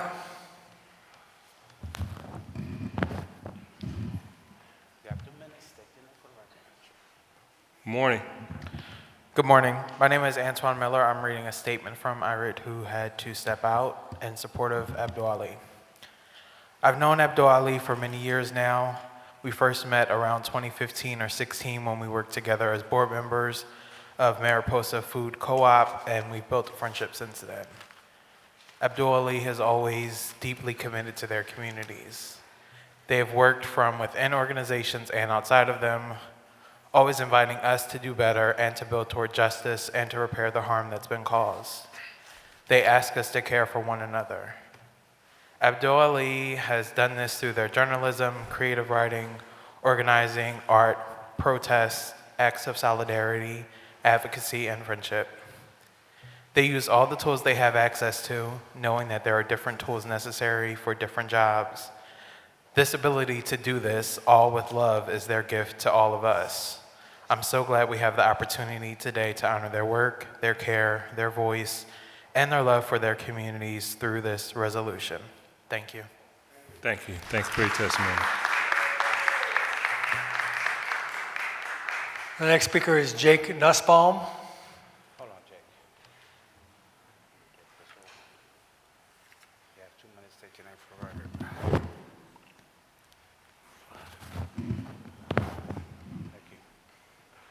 Good afternoon. Good morning. My name is Jake Nussbaum, and I'm here to support my friend Abdul Ali. First, I want to extend my deepest gratitude to them for all of the work they've done, the sacrifices they've made for this city, for all of the people of this city. I've been working with Abdul Ali for many years on issues regarding human remains in museums and really people's ancestors being held in museums in Philadelphia. I've seen the sacrifices they have made, the harm they have endured in order to return ancestral remains to their communities and care for those who were not extended care in their afterlives. This is care work on the deepest level that I know it takes a tremendous toll on Abdul Ali. They have done so much to bring this issue into the public and to bring ancestors home. It is often thankless work. So this is such a beautiful opportunity just to say thank you. But also I know, because they told me before I came up here, that they would want me to bring this issue to the council as well, of stolen remains in museums. So while it is beautiful to honor Abdul Ali's sacrifices, it can't stop here.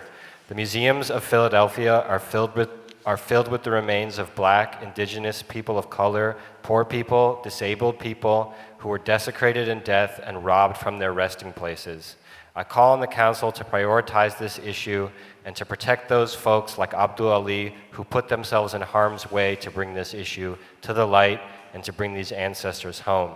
We've heard a lot today about reparations, and I want you to consider the importance of returning the remains of ancestors in that process of reparations. So just a big thank you and deep gratitude to Abdul Ali for the work you've done on this issue. Thank you.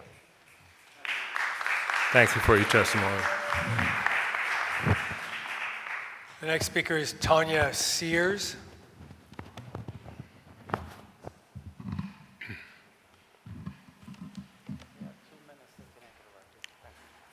Good afternoon.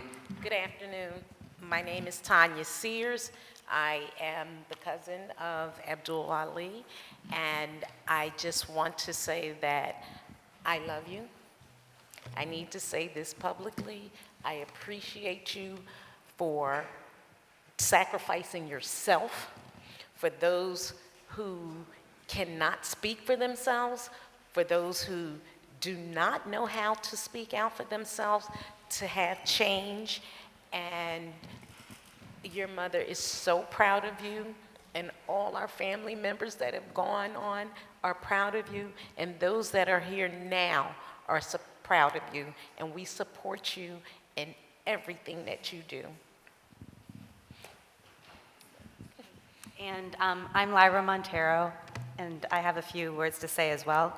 I'm a collaborator with Abdul Ali in the work of Finding Ceremony, in which we have been trying to bring back descendant communities and descendant control over the remains that are kept incarcerated in Philadelphia's museums, including the Penn Museum. And I need to say that I'm a professor of history, of American Studies, and of Africana Studies at Rutgers University, Newark. And I need to put this in perspective, the work of Abdul Ali, who is an incredible human. This city created the problems we are dealing with now that Abdul Ali is trying to resolve. The bodies of people who had to live in the almshouse because they could not provide for themselves were given to doctors by the city. The city's almshouse gave these people's bodies to doctors, and those bodies are now in museums in this city. It is entirely appropriate then that this honor is coming now to someone who is continuing to do this work, but I also need to see that backed up by the government of this city. Additionally, I need to put this in perspective from the perspective of international work. These kinds of projects are being undertaken throughout the world, and Abdul Ali Muhammad had made possible what is happening here that is unique, that is individual, and what we can possibly achieve here in terms of returning people to their families is being watched by the entire world. So again, I'm very glad that the city is honoring this person who's bringing the world's attention to Philadelphia here. Thank you. Thank you for your testimony.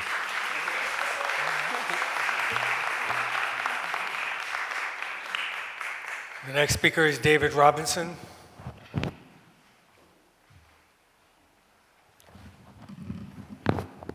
David Robinson. Next speaker. Next speaker is Adam Nagel.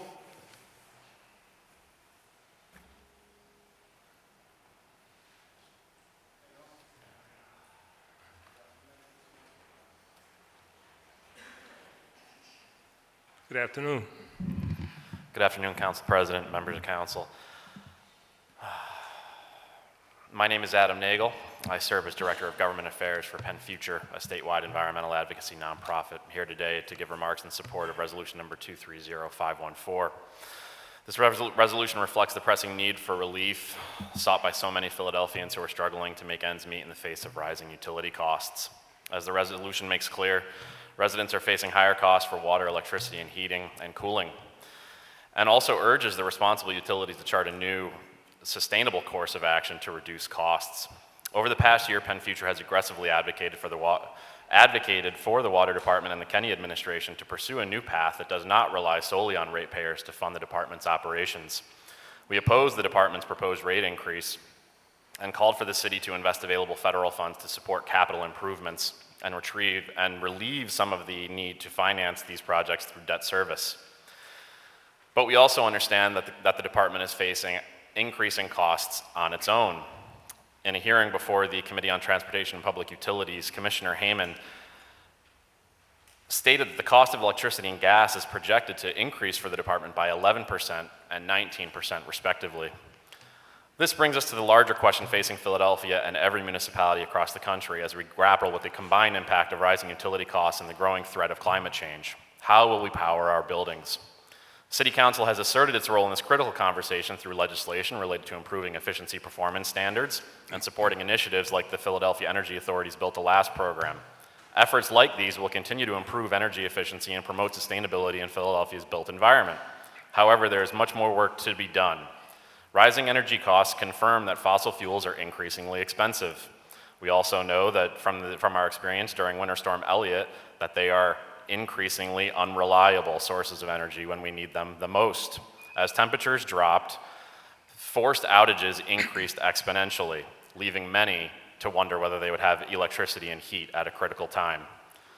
Municipalities across the country are moving forward with ambitious plans to prepare for a clean energy future, and Philadelphia must do the same. We must continue to rebuild our aging infrastructure through programs like Built to Last. We must accelerate efforts to bring renewable energy to municipal buildings. City Council should examine efforts within the Water Department to reduce emissions and utilize renewable energy. Good, you can wrap it up. You can submit your testimony if you'd like. Yeah. Thank you. The next speaker is Mika Outlaw.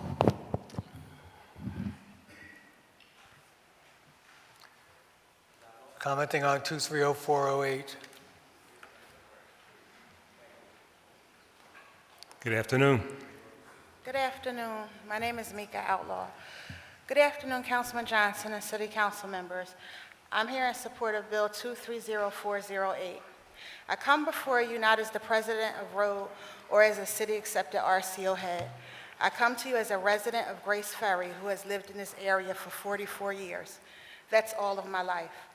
The only time I ever left was when I went to college. Now I'm going to tell you a quick story about a broken promise that the city forgot, but a community remembered. Years ago, there was another neighborhood in Grace Ferry, a community where people called it home. As the story goes, the city offered and told the families, let us fix your houses and you will be able to move back into brand new homes. That neighborhood is now home to Fresh Grocer, McDonald's, and other commercial businesses. Those kids who lived in that neighborhood are now grown with grandkids, no longer waiting on that promise of returning home. For as long as I can remember, Grace Ferry has always been overlooked and stood in the shadow of other areas. But we are not shadow dwellers. If you Google Grace Ferry, racism will pop up and its long history. And we know that, and as with any bad, there is good. With the gentrification happening, I hardly recognize my neighborhood, but facets of it are still strong. This project that Longfellow is proposing is an opportunity for longtime residents and new residents to have training, jobs, economic development, and most of all, partnerships. Real partnerships. Not someone deciding what they think is best for Grace Ferry, but instead asking what is it that Grace Ferry needs, and what can we do to help? For the past few weeks, that's what we've been working on with Longfellow. Is it the best agreement? I do not know. But what I do know is that it's an opportunity and a chance for more in a neighborhood that was never forgotten by its residents. For all that I've said, I ask you to support this project. Thank you. Thank you for your testimony. I appreciate it. The next speaker is Khalif Alexander.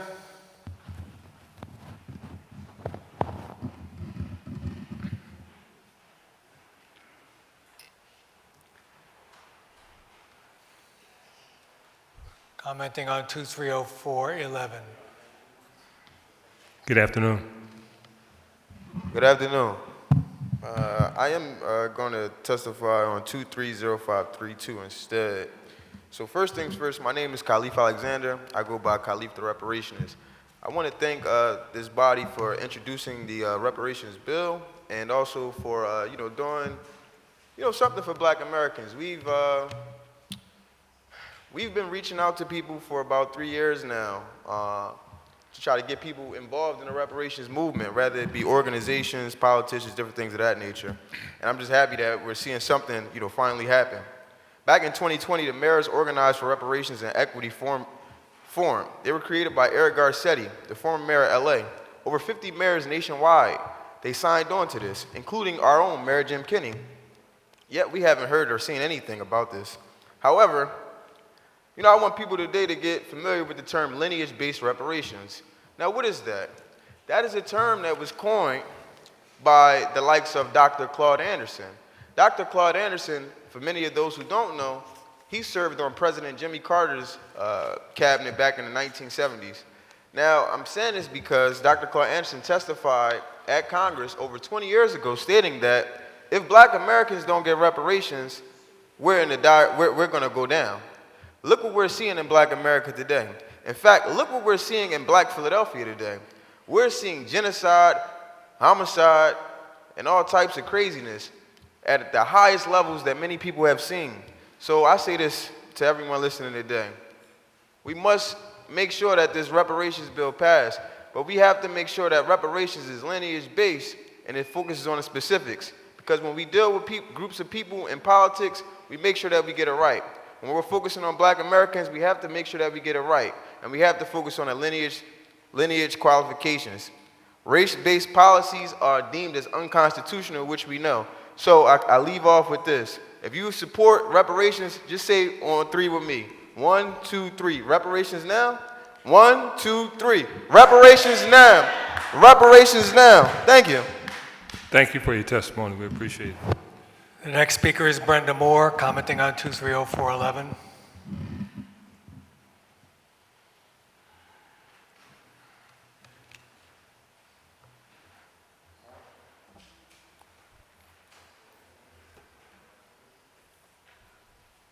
Good Good morning. afternoon. It's actually Brianna Moore, and I'll be speaking in support of the resolution to establish a reparations task force in Philadelphia.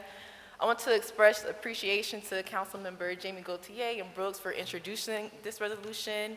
I would like to express appreciation to my elders, as well as the youth and my peers who have spoke so thoroughly today in your public comments. I'm going to keep it short, but I really just want to reflect on the young woman who spoke maybe about 15 minutes ago. I see her as representing the root of reparations, which is repair. She came here and that was a cry to the city for help. So often we ignore people, especially Black people, who need this repair. We go on about business as usual and continue to do that. Like my friend just said, we are in dire need right now. We are living in chaos. We're dealing with a shooting every week, a school shooting, gun violence. We get alerts that you can't drink the water. You get another alert, you can't drink the water. We get alerts, you gotta wear a mask because the smoke pollution coming from Canada. We are dealing with so much. There is no reason why the City Council should not pass this resolution today. And I'm going to end by saying there is already a law on the books in Philadelphia that was passed in these chambers in 2005. It's called the Slavery Era Business Corporate Insurance Disclosure Law. This law requires financial depositories that are doing business with the city of Philadelphia to research their history to see if they have profited from slavery and the slave trade in any way. And if they have to make financial reparations. This law is not being enforced. No financial depository has fulfilled this requirement yet, and they're still continuing to do business with the city. It needs to be enforced. Y'all need to check the procurement department, the treasury department, and the law department. Thank you. Thank you. Thank you for your testimony. The final speaker is Ogbonna Higgins, commenting on 230448.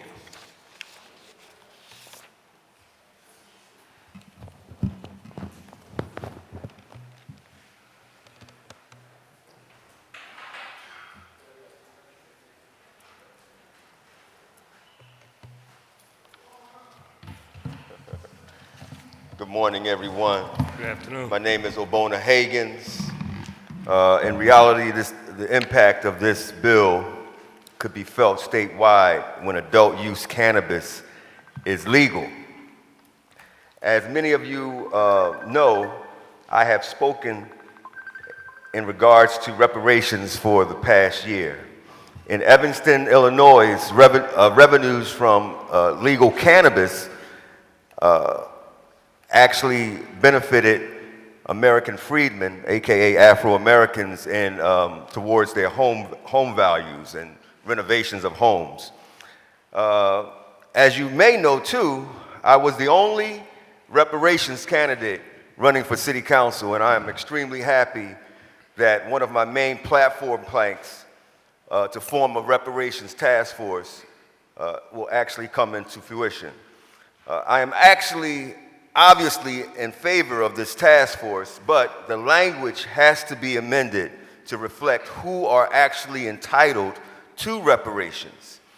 Only the American freedmen are to receive reparations. American freedmen are known as Afro-Americans, African-Americans, Black Americans, et cetera, et cetera. American freedmen is a race-neutral, lineage-based designation. Without using the proper language, it will undermine the justice claims for reparations and economic repair. Thank you. Thank you for your testimony. Appreciate it. There are no other speakers on the public comment list, Mr. President. Thank you very much. That concludes our public comment session for today.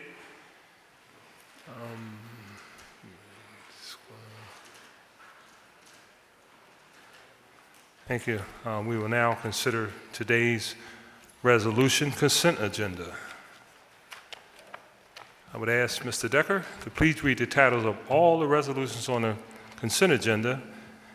After each title is read, any member may object to the inclusion of the resolution on the resolution consent agenda. Upon substantive objection, without debate, that resolution will be immediately removed and the resolution consent agenda and placed on today's regular final passage calendar Mr. Decker, will you please now read the titles of the resolutions on the resolution consent agenda? Resolution number 230516, entitled a resolution authorizing the Philadelphia Redevelopment Authority to execute and deliver to the Philadelphia Land Bank deeds conveying title to 3107 Cecil B. Moore Avenue and 2401 North 32nd Street, located in the 5th Councilmanic District.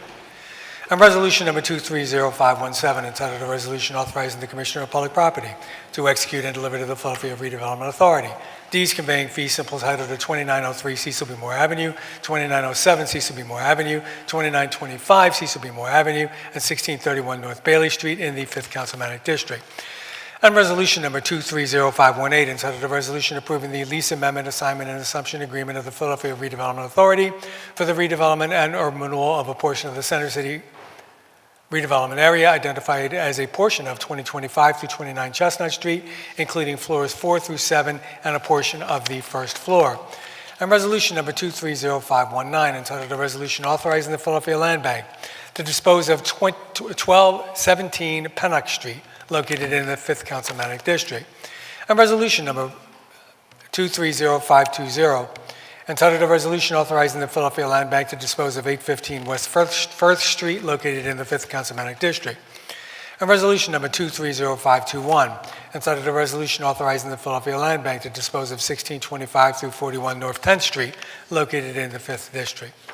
And resolution number 230522, entitled a resolution rescinding the authorization granted to the Philadelphia Land Bank by resolution number 220749, adopted by City Council on September 29, 2022, to dispose of 1426 through 32 North 27th Street, located in the 5th Councilmanic District. And resolution number 230524, entitled a resolution also naming the 5600 block of West Girard Avenue as Reverend James S. Allen Way in honor of Reverend James S. Allen Sr. to commemorate his 37 years of preaching at Vine Memorial Baptist Church. And resolution number 230525, entitled a resolution calling on the City of Philadelphia to modernize intermodal high-level communications to reestablish an effort to ensure Philadelphia can actively and efficiently respond to a crisis. And resolution number 230528, entitled a resolution calling on the United States Congress to pass the Resources for Victims of Gun Violence Act, sponsored by Senator Bob Casey and Congressman Dwight Evans, to ensure that victims and co-victims of gun violence have access to resources and support necessary to recover from the impacts of gun violence. And resolution number 230529, entitled a resolution authorizing the Philadelphia Redevelopment Authority to execute and deliver to the Philadelphia Land Bank deeds conveying title to 1702 North 3rd Street and 2303 North Lawrence Street, located in the 7th Councilmanic District. And resolution number 230531, entitled a resolution renaming the 300 block of North Holly Street, Winnie Harris Way, in honor of the life and legacy of community activist and environmental advocate, Winnie Harris. And resolution number 230532, entitled a resolution authorizing the creation of the Philadelphia Reparations Task Force to study and develop reparations proposals for Black Philadelphian descendants of enslaved Africans in the United States. And resolution number 230534, entitled a resolution authorizing, in conjunction with the City Labor Department and the Office of the Mayor, a joint task force on regulatory reform to re-examine the role and mission of the Philadelphia Department of Licenses and Inspections and its enforcement of the Philadelphia Building Construction and Occupancy Code, the regulation of businesses, trades, and professions, and departmental regulations of businesses, trades, and professions, to recommend revisions to the code. And resolution number 230536, entitled a resolution authorizing the Philadelphia Land Bank to dispose of 372 and 702 Cantrell Street, 613, 625, and 723 Mercy Street, 737 Tree Street, 535, 537, and 602 Winton Street, located in the 1st Councilmanic District, all under certain terms and conditions. Thank you, Mr. Decker. Chair recognizes Councilman Jones for a motion to adopt each of the resolutions on the resolution consent agenda. Thank you, Mr. President. I move for the adoption of each of the resolutions on today's resolution consent agenda. Thank you. It has been moved and second that each of the resolutions on the resolution consent agenda be adopted. All in favor indicate by saying aye. Aye. Those opposed, the ayes have it. And each of the resolutions on the resolution consent agenda has been adopted. We will now consider today's bill consent agenda. I would ask the clerk to read the titles of all the bills on the consent agenda. After each bill is read, any member may object to the inclusion of the bill On the resolution consent agenda, upon substantive objection, without debate, it would be immediately removed and placed on the regular second reading final passage calendar. Mr. Decker, please read the bills on the bill consent agenda. Bill number 230415, entitled an ordinance amending Title 12 of the Philadelphia Code, entitled Traffic Code, by providing for prohibitions relating to nuisance vehicles. And bill number 221016, entitled an ordinance naming and designating the Chew Playground basketball courts located at 1800 Washington Avenue, the Rasuel Butler basketball courts, in honor of Point Breeze native Rasuel Butler. And bill number 230407, entitled an ordinance to amend the Philadelphia zoning maps by changing the zoning designations of certain areas of land located within an area bounded by Bristol Street, Old York Road, Hunting Park Avenue, and Park Avenue. And bill number 230412, entitled an ordinance to amend the Philadelphia zoning maps by changing the zoning designations of certain areas of land located within an area bounded by the Schuylkill River, Passyunk Avenue, 61st Street, Lindenberg Boulevard, Grays Avenue, 49th Street, Pascal Avenue, and Grays Ferry Avenue. And bill number 230437, entitled an ordinance amending section 14503 of the Philadelphia Code, entitled NCA Neighborhood Commercial Area Overlay District, by amending the East Falls Neighborhood Commercial Review Area. And bill number 230440, entitled an ordinance amending section 14406 of the Philadelphia Code, entitled SPSTA Sports Stadium Special Purpose District, by expanding allowable signage in an area bounded by North Access Road, 11th Street, Terminal Avenue, and Broad Street. And bill number 230442, entitled an ordinance to amend the Philadelphia zoning maps by changing the zoning designations of certain areas of land located within an area bounded by Falkreich Street, Hawthorne Street, Margaret Street, and Duffield Street. And bill number 230443, entitled an ordinance amending section 14500 of the Philadelphia Code, entitled Overlay Zoning Districts, by creating a new subsection entitled Warrington Affordable Housing Overlay District. And bill number 230446, entitled an ordinance to amend the Philadelphia zoning maps by changing the zoning designations of certain areas of land located within an area bounded by 54th Street, Chester Avenue, 55th Street, and Regent Street. And bill number 230447, entitled an ordinance to amend the Philadelphia zoning maps by changing the zoning designations of certain areas of land located within an area bounded by 50th Street, Springfield Avenue, SEPTA Railroad right-of-way, and Warrington Avenue. And bill number 230448, entitled an ordinance amending chapter 14500 of the Philadelphia Code by amending section 14514, entitled FNE Far Northeast Overlay District, section 14515, entitled NE Northeast Overlay District, and section 14524, entitled FDO 4th District Overlay District, by creating regulations for medical marijuana. And bill number 230408, entitled an ordinance amending chapter 193200 of the Philadelphia Code, entitled Keystone Opportunity Zone, Economic Development District, and Strategic Development Area, to provide for additional extensions of certain benefits. And bill number 230435, entitled an ordinance amending Title 17 of the Philadelphia Code, entitled Contracts and Procurement, to modify contract and reporting obligations related to women and minorities serving as board members and executive staff, to eliminate reporting requirements for subcontracted labor sources on certain city contracts for public works, other competitively bid services, bid goods, and professional services, to remove certain requirements for contract or reporting of demographic data, to modify the contract threshold triggering reporting obligations, to revise reporting deadlines. And bill number 230354, entitled an ordinance authorizing the Commissioner of Public Property to enter into a sublease agreement with the McGee Hospital for Convalescents, doing business as McGee Rehabilitation Hospital, Jefferson Health, for use by the city of all or a portion of the premises located at 1617 John F. Kennedy Boulevard. And bill number 230355, entitled an ordinance authorizing the Commissioner of Public Property to enter into a lease agreement with Interport Business Complex Associates for use by the city of all or a portion of the premises located at 7801 Essington Avenue. And bill number 230357, entitled an ordinance authorizing the Commissioner of Public Property to enter into a lease agreement with Impact Services Corporation for use by the city of the premises located at 1952 East Allegheny Avenue.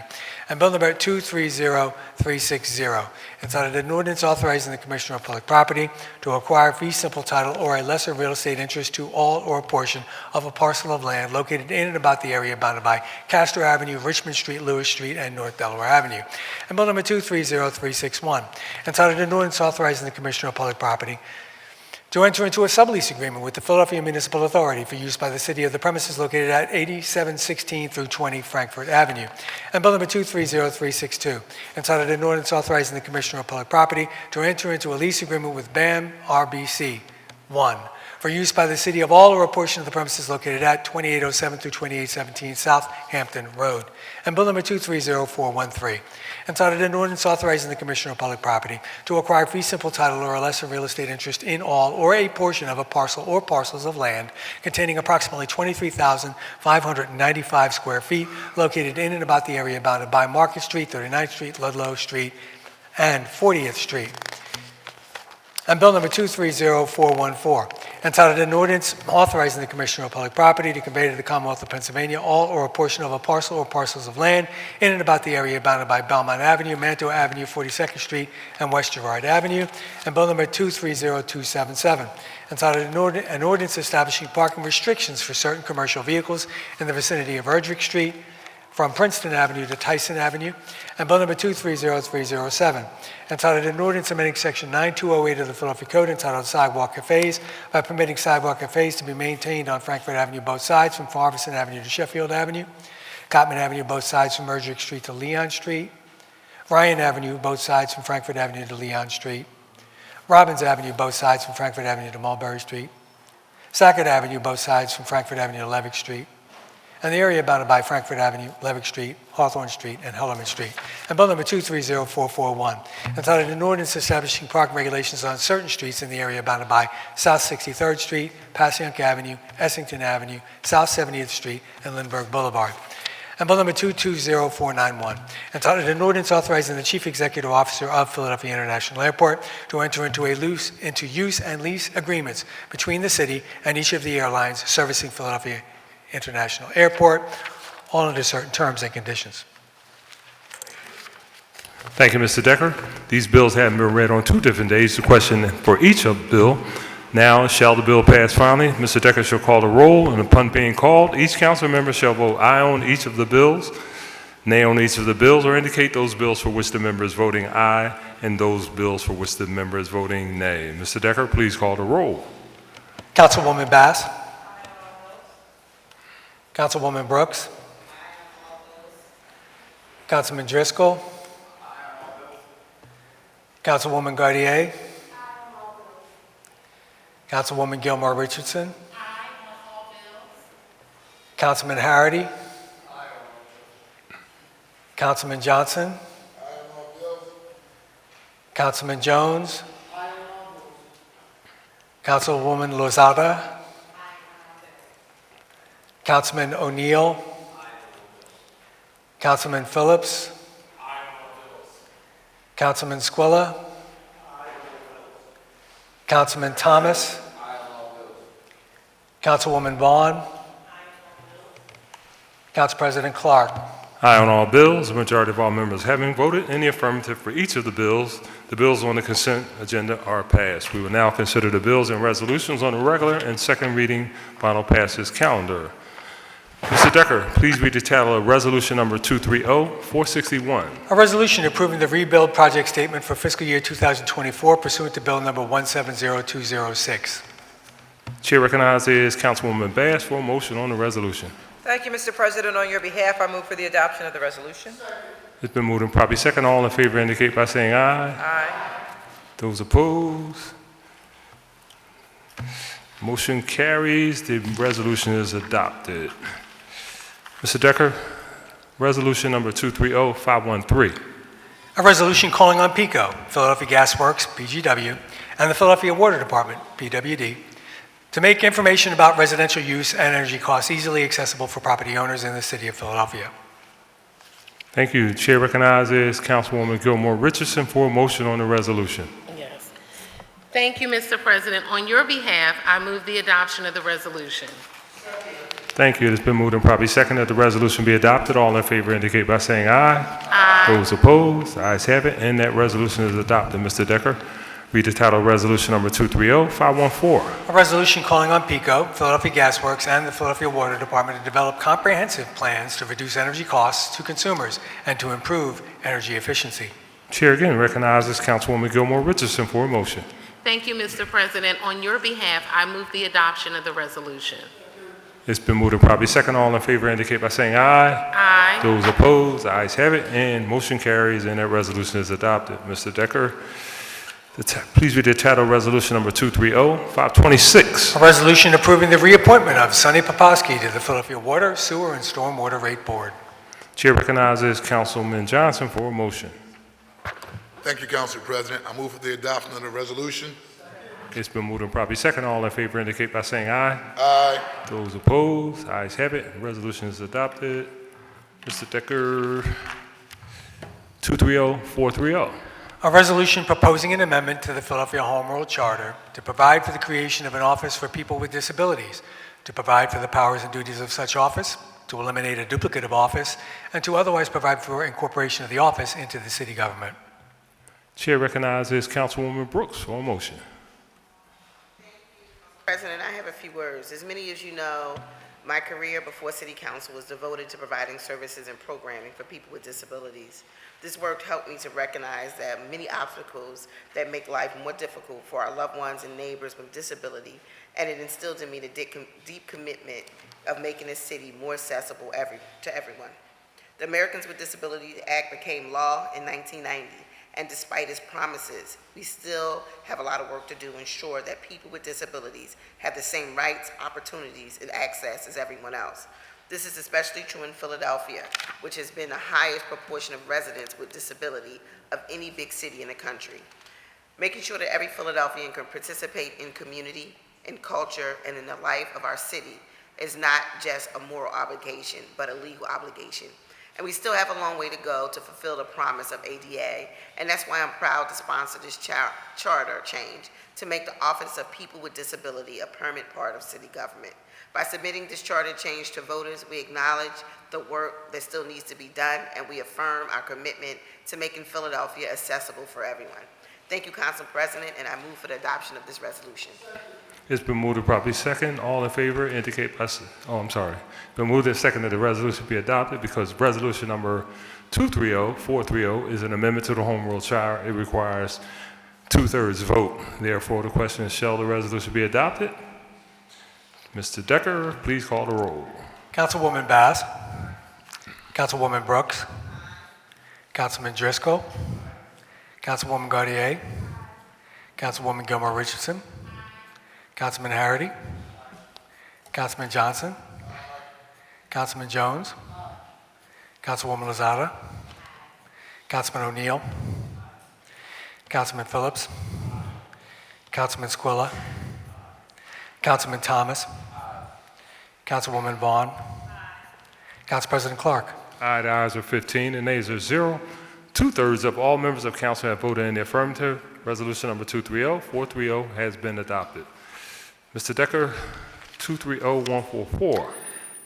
An ordinance to adopt a capital program for the 6 fiscal years 2024 through 2029 inclusive. This bill having been read on 2 different days, the question now, shall the bill pass finally? Mr. Decker, call the roll. Councilwoman Bass. Councilwoman Brooks.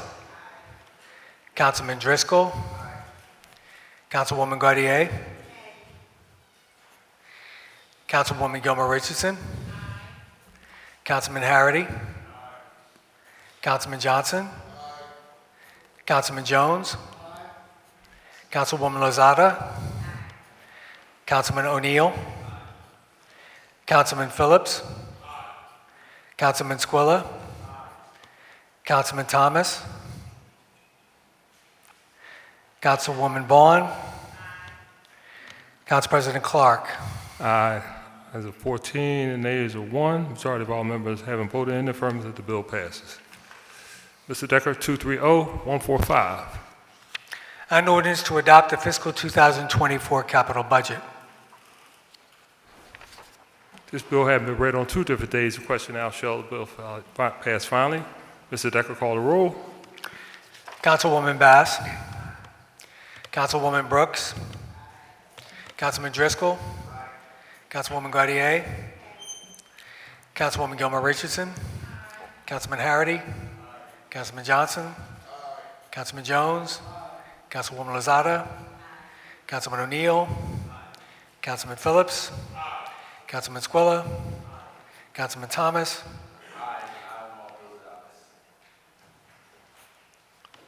Councilwoman Vaughn. Council President Clark. Aye, the ayes are 14, the nays are 1. Majority of all members having voted in the affirmative, the bill passes.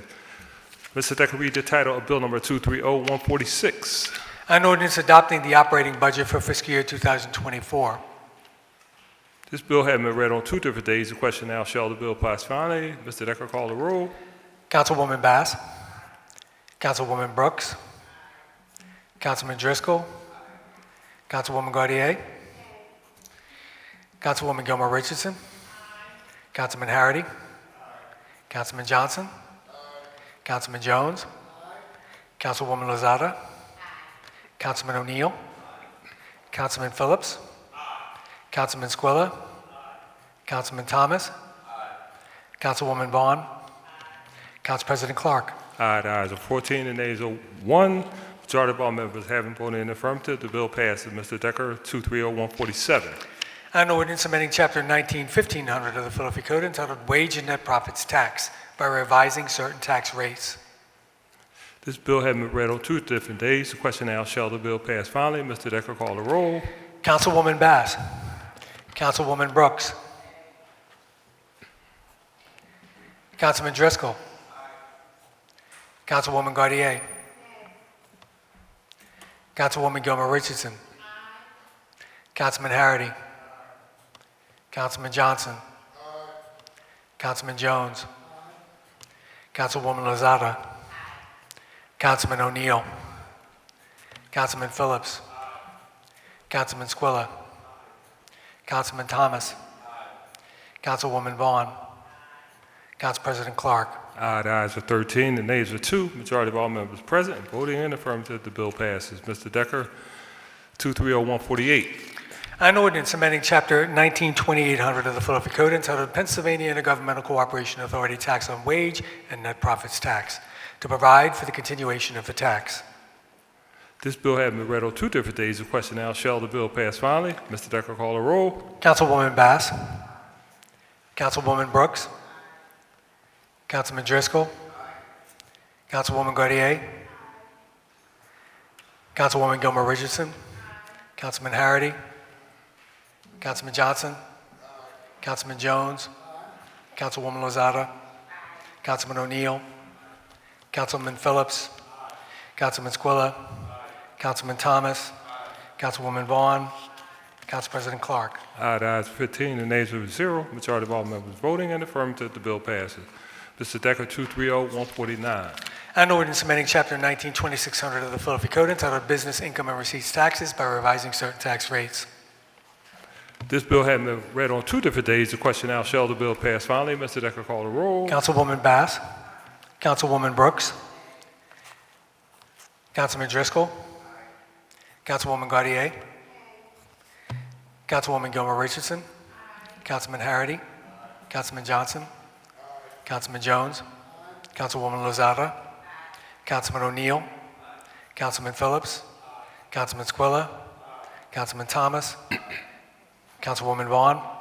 Council President Clark. Aye, the ayes are 13, the nays are 2. Majority of all members present voting in the affirmative, the bill passes. Mr. Decker, 230455. An ordinance amending the Philadelphia zoning maps by changing the zoning designations of certain areas of land located within an area bounded by Johnson Street, Morton Street, Topahawken Street, the Scepter Chestnut Hill East Line, Haynes Street, Germantown Avenue, Rittenhouse Street, McCallum Street, Harvey Street, McCallum Street, Washington Lane, and Cherokee Street, and amending Title 14 of the Philadelphia Code to revise certain provisions of Chapter 14503, entitled NCA Neighborhood Commercial Area Overlay District by amending the provisions of the Germantown Avenue NCA Overlay District. Thank you. This bill has been read on 2 different days. The question now is, shall the bill pass finally? Mr. Decker, call the roll. Councilwoman Bass. Councilwoman Brooks. Councilman Driscoll. Councilwoman Gautier. Councilwoman Gilmore Richardson. Councilman Harity. Councilman Johnson. Councilman Jones. Councilwoman Lozada. Councilman O'Neill. Councilman Phillips. Councilman Squilla. Councilman Thomas. Councilwoman Vaughn. Council President Clark. Aye, the ayes are 15, the nays are 0. Majority of all members present voting in the affirmative, the bill passed. Mr. Decker, 230418. An ordinance amending Chapter 19-1300 of the Philadelphia Code entitled Real Estate Taxes by requiring advertising in community papers, the availability of tax relief programs, residential foreclosure diversion programs, housing counseling assistance, and installment payment agreements to help neighborhood residents manage financial hardships. This bill having been read on 2 different days, the question now, shall the bill pass finally? Mr. Decker, call the roll. Councilwoman Bass, Councilwoman Brooks, Councilman Driscoll, Councilwoman Gaudier, Councilwoman Gilmore Richardson, Councilman Harity, Councilman Johnson, Councilman Jones, Councilwoman Lozada, Councilman O'Neill, Councilman Phillips, Councilman Squilla, Councilman Thomas, Councilwoman Vaughn, Council President Clark. Aye, the ayes are 15, the nays are 0. Majority of members present voting in affirmative, the bill passes. Mr. Decker, 230419. An ordinance amending Chapter 19-1300 of the Philadelphia Code entitled Real Estate Taxes to require notices of property assessed value and real estate tax liability, including information on the availability and application process for income-based payment agreements, homestead tax exemption for long-time owner occupants, and other tax relief programs. This bill having been read on 2 different days, the question now, shall the bill pass finally? Mr. Decker, call the roll. Councilwoman Bass, Councilwoman Brooks, Councilman Driscoll, Councilwoman Gaudier, Councilwoman Gilmore Richardson, Councilman Harity, Councilman Johnson, Councilman Jones, Councilwoman Lozada, Councilman O'Neill, Councilman Phillips, Councilman Squilla, Councilman Thomas, Councilwoman Vaughn, Council President Clark.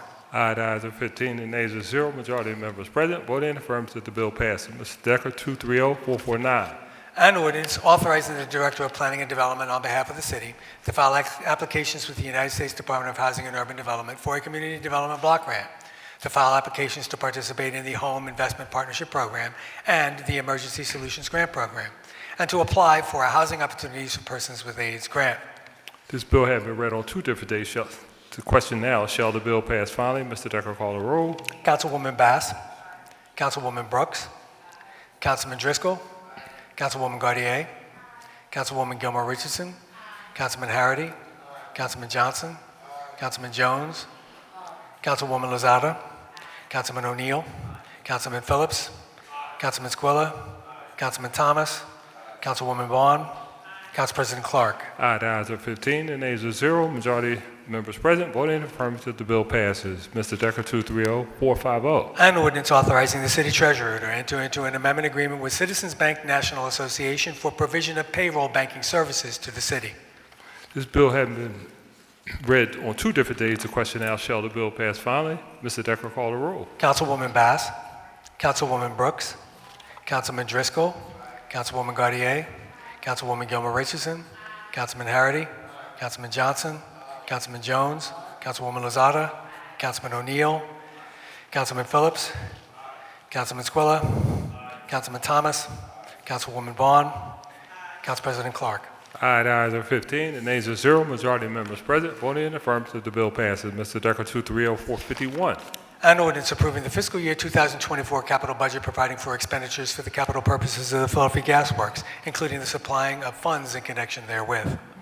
This bill having been read on 2 different days, the question now, shall the bill pass finally? Mr. Decker, call the roll. Councilwoman Bass, Councilwoman Brooks, Councilman Driscoll, Councilwoman Gaudier, Councilwoman Gilmore Richardson, Councilman Harity, Councilman Johnson, Councilman Jones, Councilwoman Lozada, Councilman O'Neill, Councilman Phillips, Councilman Squilla, Councilman Thomas, Councilwoman Vaughn, Council President Clark. Aye, the ayes are 15, the nays are 0. Majority of members present voting in affirmative, the bill passes. Mr. Decker, 230452. An ordinance authorizing and approving the execution and delivery of a supplemental service agreement to the service agreement between the City of Philadelphia and the Philadelphia Redevelopment Authority, relating originally to the financing of a home repair program for city homeowners previously authorized by the city pursuant to Bill number 170878, approved by the mayor on December 12, 2017, authorizing the amendment of such program to include the Turn the Key program, bridge, and other loans for tax credit projects and other affordable housing production programs. This bill has been read on 2 different days. The question now, shall the bill pass finally? Mr. Decker, call the roll. Councilwoman Bass, Councilwoman Brooks, Councilman Driscoll, Councilwoman Gaudier, Councilwoman Gilmore Richardson, Councilman Harity, Councilman Johnson, Councilman Jones, Councilwoman Lozada, Councilman O'Neill, Councilman Phillips, Councilman Squilla, Councilman Thomas, Councilwoman Vaughn, Council President Clark. Ayes are 15 and nays are 0. Majority of members present, voting in the affirmative, the bill passes. Mr. Decker, 230-453. An ordinance authorizing the city to enter into an intergovernmental cooperation agreement with the Pennsylvania Intergovernmental Cooperation Authority. This bill having been read on 2 different days, the question now shall the bill pass finally. Mr. Decker, call the roll. Councilwoman Bass, Councilwoman Brooks, Councilman Driscoll, Councilwoman Gaudier, Councilwoman Gilmore Richardson, Councilman Harity, Councilman Johnson, Councilman Jones, Councilwoman Lozada, Councilman O'Neill,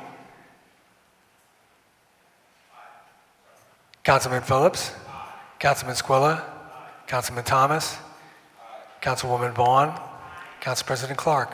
Aye, the ayes are 15 and nays are 0. Majority of members present, voting in the affirmative, the bill passes. Mr. Decker, 230-005. An ordinance amending Section 9-1102 through 1123 of the Philadelphia Code entitled Verification of Life Partnerships by removing gendered language related to same-sex and same-gender couples. This bill having been read on 2 different days, the question now shall the bill pass finally. Mr. Decker, call the roll. Councilwoman Bass, Councilwoman Brooks, Councilman Driscoll, Councilwoman Gaudier, Councilwoman Gilmore Richardson, Councilman Harity, Councilman Johnson, Councilman Jones, Councilwoman Lozada, Councilman O'Neill, Councilman Phillips, Councilman Squilla, Councilman Thomas, Councilwoman Vaughn, Council President Clark. Aye, the ayes are 15 and nays are 0. Majority of members present, voting in the affirmative, the bill passes. Mr. Decker, 230-411. An ordinance providing for the submission to the qualified electors of the City of Philadelphia of the proposal set forth in a resolution approved by council proposing an amendment to the Philadelphia Home Rule Charter to provide for the creation of an Office of People with Disabilities, to provide for the powers and duties of such office, to eliminate a duplicate of office, and to otherwise provide for the incorporation of the office into the city government. This bill having been read on 2 separate days, the question now shall the bill pass finally. Mr. Decker, call the roll. Councilwoman Bass, Councilwoman Brooks, Councilman Driscoll, Councilwoman Gaudier, Councilwoman Gilmore Richardson, Councilman Harity, Councilman Johnson, Councilman Jones, Councilwoman Lozada, Councilman O'Neill, Councilman Phillips, Councilman Squilla, Councilman Thomas, Councilwoman Vaughn, Council President Clark.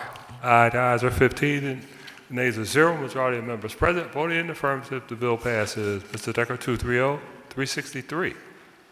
An ordinance authorizing the Commissioner of Public Property to enter into a lease agreement with Hope Plaza Incorporated for use by the city of all or a portion of the premises located at 2150 West Somerset Street. This bill has been read on 2 different days. The question is, shall the bill pass finally? Mr. Decker, call the roll. Councilwoman Bass, Councilwoman Brooks, Councilman Driscoll, Councilwoman Gaudier, Councilwoman Gilmore Richardson, Councilman Harity, Councilman Johnson, Councilman Jones, Councilwoman Lozada, Councilman O'Neill, Councilman Phillips, Councilman Squilla, Councilman Thomas, Councilwoman Vaughn, Council President Clark. Aye, the ayes are 15 and nays are 0. Majority of members present, voting in the affirmative, the bill passes. Mr. Decker, 230-454.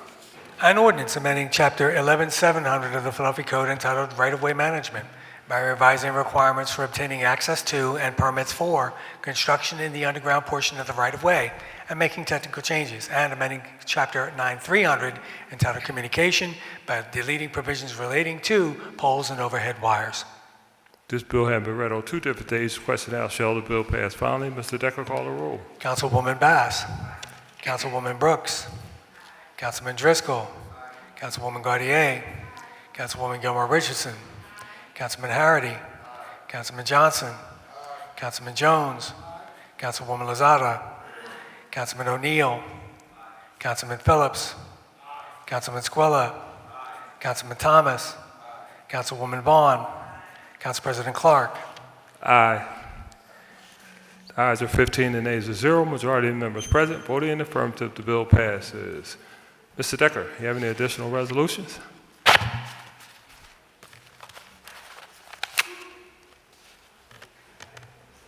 A resolution honoring Dallas Hubert as a hero of the 9th Council District for his laudable service to the community, introduced today by Councilman Phillips. Chair recognizes Councilman Phillips. Thank you, Council President.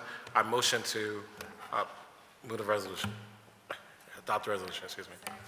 It's moved with property second. All in favor indicate by saying aye. Those opposed, ayes have it, and that resolution is adopted. And a resolution renaming the 1400 block of Vernon Road at the intersection of Michener Avenue to John F. White Jr. Way to recognize the Honorable John F. White Jr. his laudable service to the City of Philadelphia and the Commonwealth of Pennsylvania, introduced today by Councilman Phillips. Chair again recognizes Councilman Phillips. Thank you, Council President. I motion to adopt the resolution.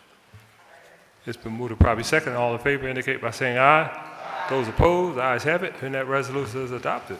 And a resolution honoring and congratulating the champions of the week, Father Judge High School baseball team, for their victory at the 2023 PIAA title baseball game, marking the first time a Philadelphia team has won a state baseball championship. Introduced today by Councilman Thomas and Councilman Driscoll. Chair recognizes Councilman Driscoll. It's been moved to properly second. All in favor indicate by saying aye. Those opposed, ayes have it, and that resolution is adopted.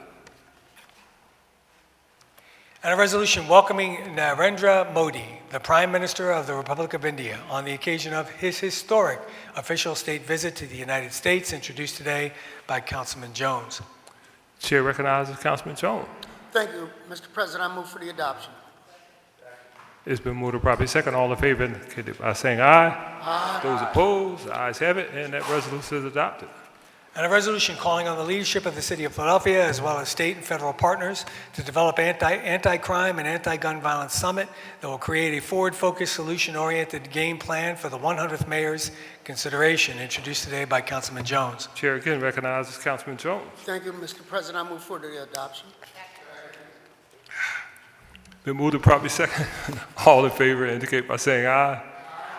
Those opposed, ayes have it, and that resolution is adopted. And a resolution also naming the 1900 block of North 59th Street as Joyce Abbott Way to honor retired School District of Philadelphia educator Joyce Abbott for her many contributions to Philadelphia students and in recognition of her inspiration of the name for the hit TV show Abbott Elementary, introduced today by Councilman Jones. Chair again recognizes Councilman Jones. Thank you again, Mr. President. I move for the adoption. It's been moved to properly second. All in favor indicate by saying aye. Aye. Those opposed, ayes have it, and that resolution is adopted. And a resolution honoring and recognizing the teachers, staff, and students of Chester A. Arthur Elementary School for being selected as a finalist for the T4 World's Best School Prize, introduced today by Councilman Johnson. Chair recognizes Councilman Johnson. Thank you, Council President. I move for the adoption of the resolution. It's been moved to properly second. All in favor indicate by saying aye. Aye. Those opposed, ayes have it, and that resolution is adopted.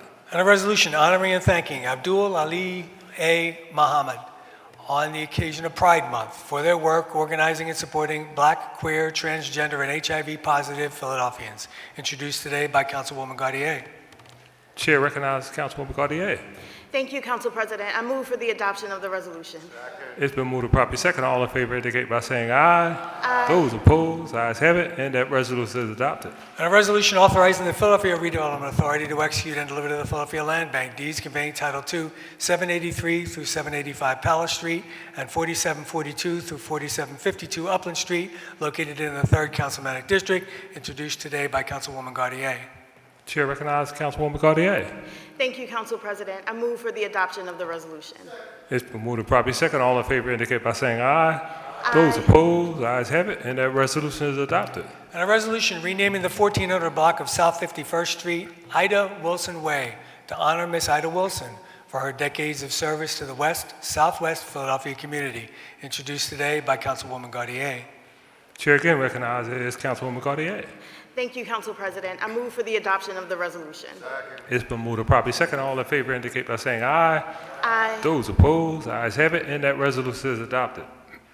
And a resolution calling upon the General Assembly of the Commonwealth of Pennsylvania to pass legislation to enable new county-level investments that can help to advance transit and transportation projects that drive local priorities, introduced today by Councilman Squilla.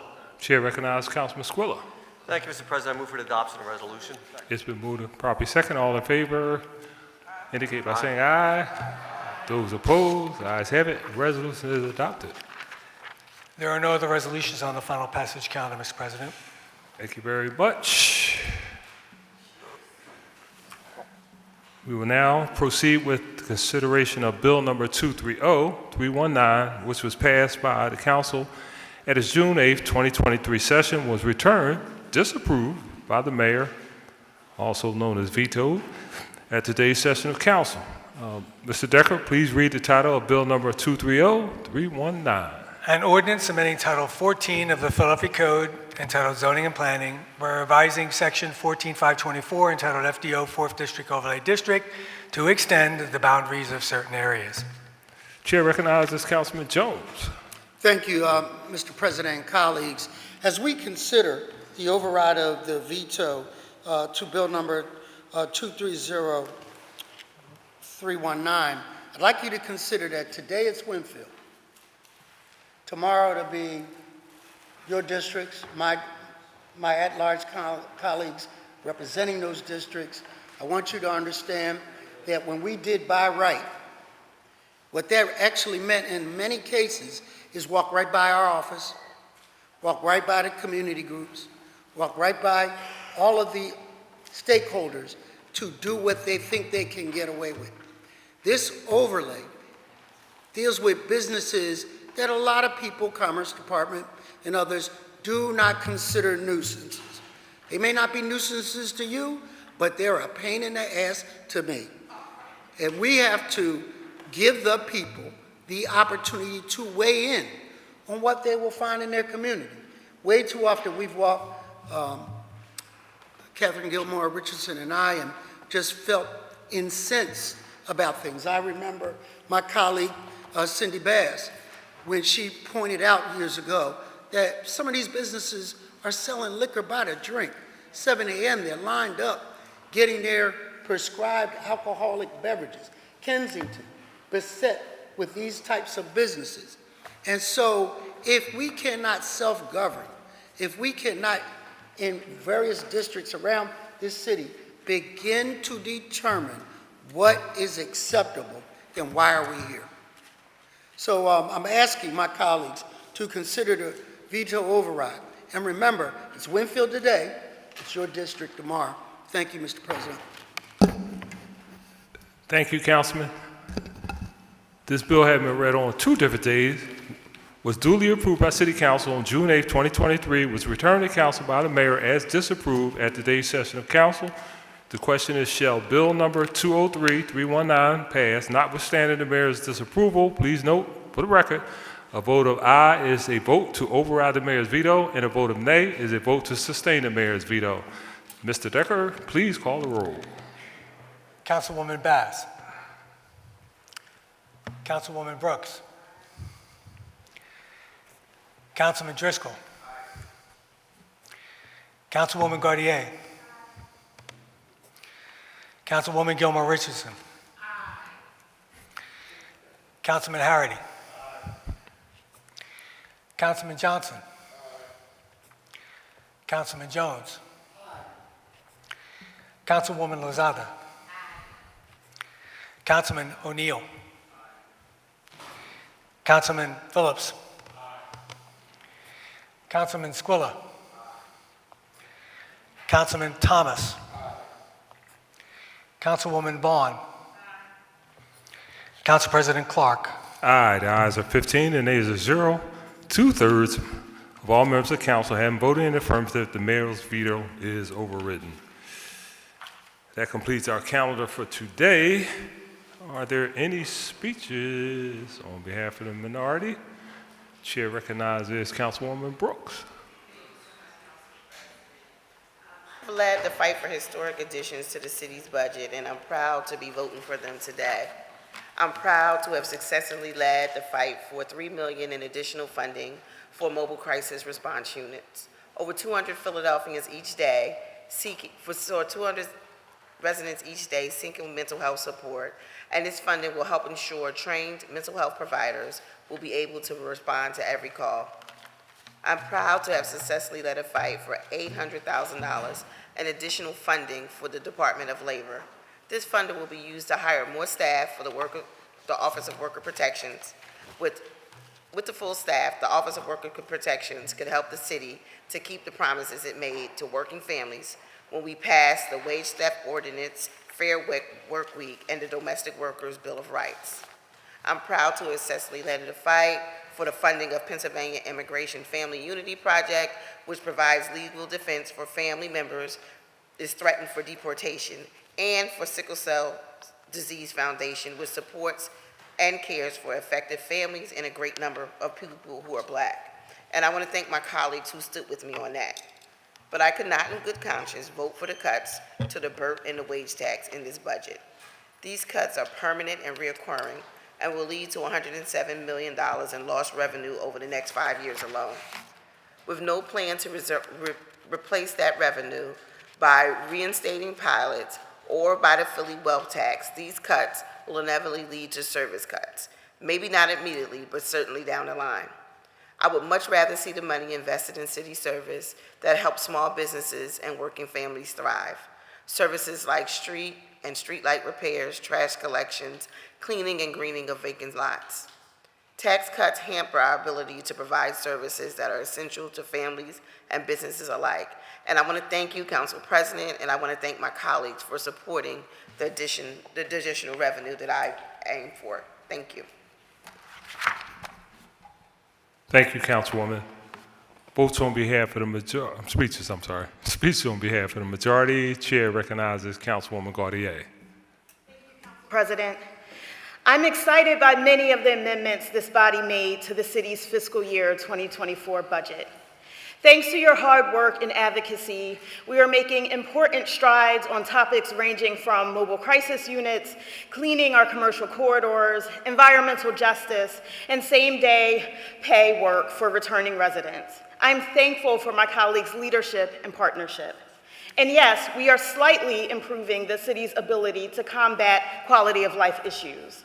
But the incredibly low amount that we are investing to combat this issue is like putting a Band-Aid on a broken bone. And it is a slap in the face to the working class Black and brown residents who have been begging this body to fully fund the services they need to live on green, clean, and safe blocks. The $72 million proposal City Council united behind was not a pie-in-the-sky number. It was a surgical improvement to life-saving services that was born from years of collaboration between this body, city agencies, community organizations, and constituents. Just Services PHL was for every corner of our city, not just West and Southwest Philadelphia. Because as we saw during our public safety hearing in Kensington, lacking city services is the status quo across Philadelphia. But we do not need to look any further than the 3rd District to understand the urgency and importance of significantly improving our municipal services. My constituent services team receives dozens of calls a day, sometimes more, from residents struggling to access very basic services that every taxpayer should automatically receive. But it isn't unusual for my office to receive a picture of a kid who had his teeth knocked out during a car crash, or field calls from frustrated RCOs about nuisance businesses that operate illegally and breed crime, including shootings, without any repercussions. And it breaks my heart and blows my mind that because our operating agencies are buckling under the enormous need for their services, my team must climb mountains to help constituents in a timely manner. We frequently acknowledge that the budget is a moral document. I could not vote for this budget because the message I think it sends to our residents is that we value the bottom line of corporations and affluent residents more than investing in the municipal services our neighbors need to thrive and survive. Council's latest tax cuts save the median resident a mere $21 annually. That means Philadelphians earning $53,000 annually won't even save enough for half a tank of gas. And most of my constituents only make a fraction of this. I cannot look my constituents in the eye and tell them we do not have $9 million to comprehensively combat chronic illegal dumping or $4 million to slow cars down around schools and parks in parks when we are spending $32 million on tax cuts annually. I think it is irresponsible and ill-advised when many of our residents are not receiving the municipal services they are owed. As the former executive director of a business organization, I am acutely aware of the need to uplift and empower minority-owned enterprises. But these tax cuts will overwhelmingly benefit large, non-diverse businesses. Enterprises need an income of $1 million in revenue to get $1,800 back, and most neighborhood businesses earn nowhere near this and already have tax exemptions.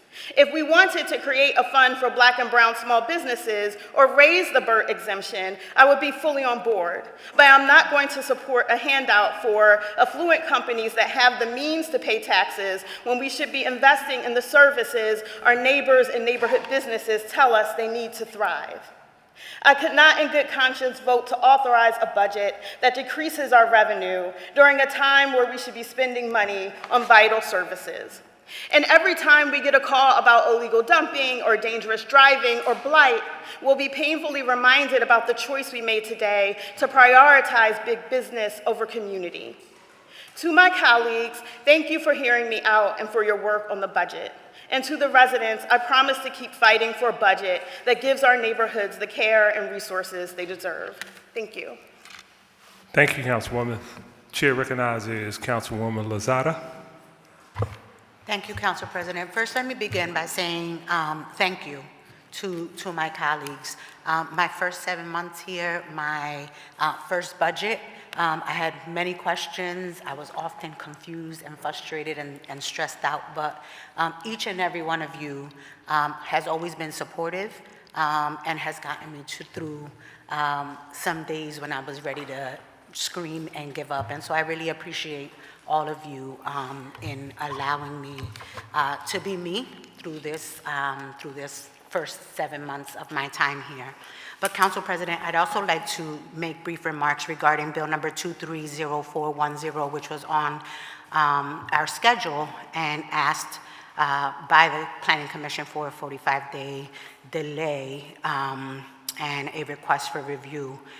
For decades, the residents of the 7th Council District have long awaited legislation that would prevent this type of facility in their community without community participation, and that would address the quality of life issues they face day in and day out, stemming from this opioid epidemic. Needles outside of their doorsteps, the inability to use public transportation, kids having to use safe corridors that shield them from their innocence of their environments. While the 45-day delay is a charter requirement, and there's nothing that I can do or this legislative body, along with our co-sponsors, Clark, Squilla, Jones, Johnson, Driscoll, Bass, Phillips, O'Neill, Harity, and Vaughn can do to shorten the timeline, let me be clear. This legislation represents the voice of residents, a voice that, with this delay, is not being respected. In my district, that voice has been an overwhelming no.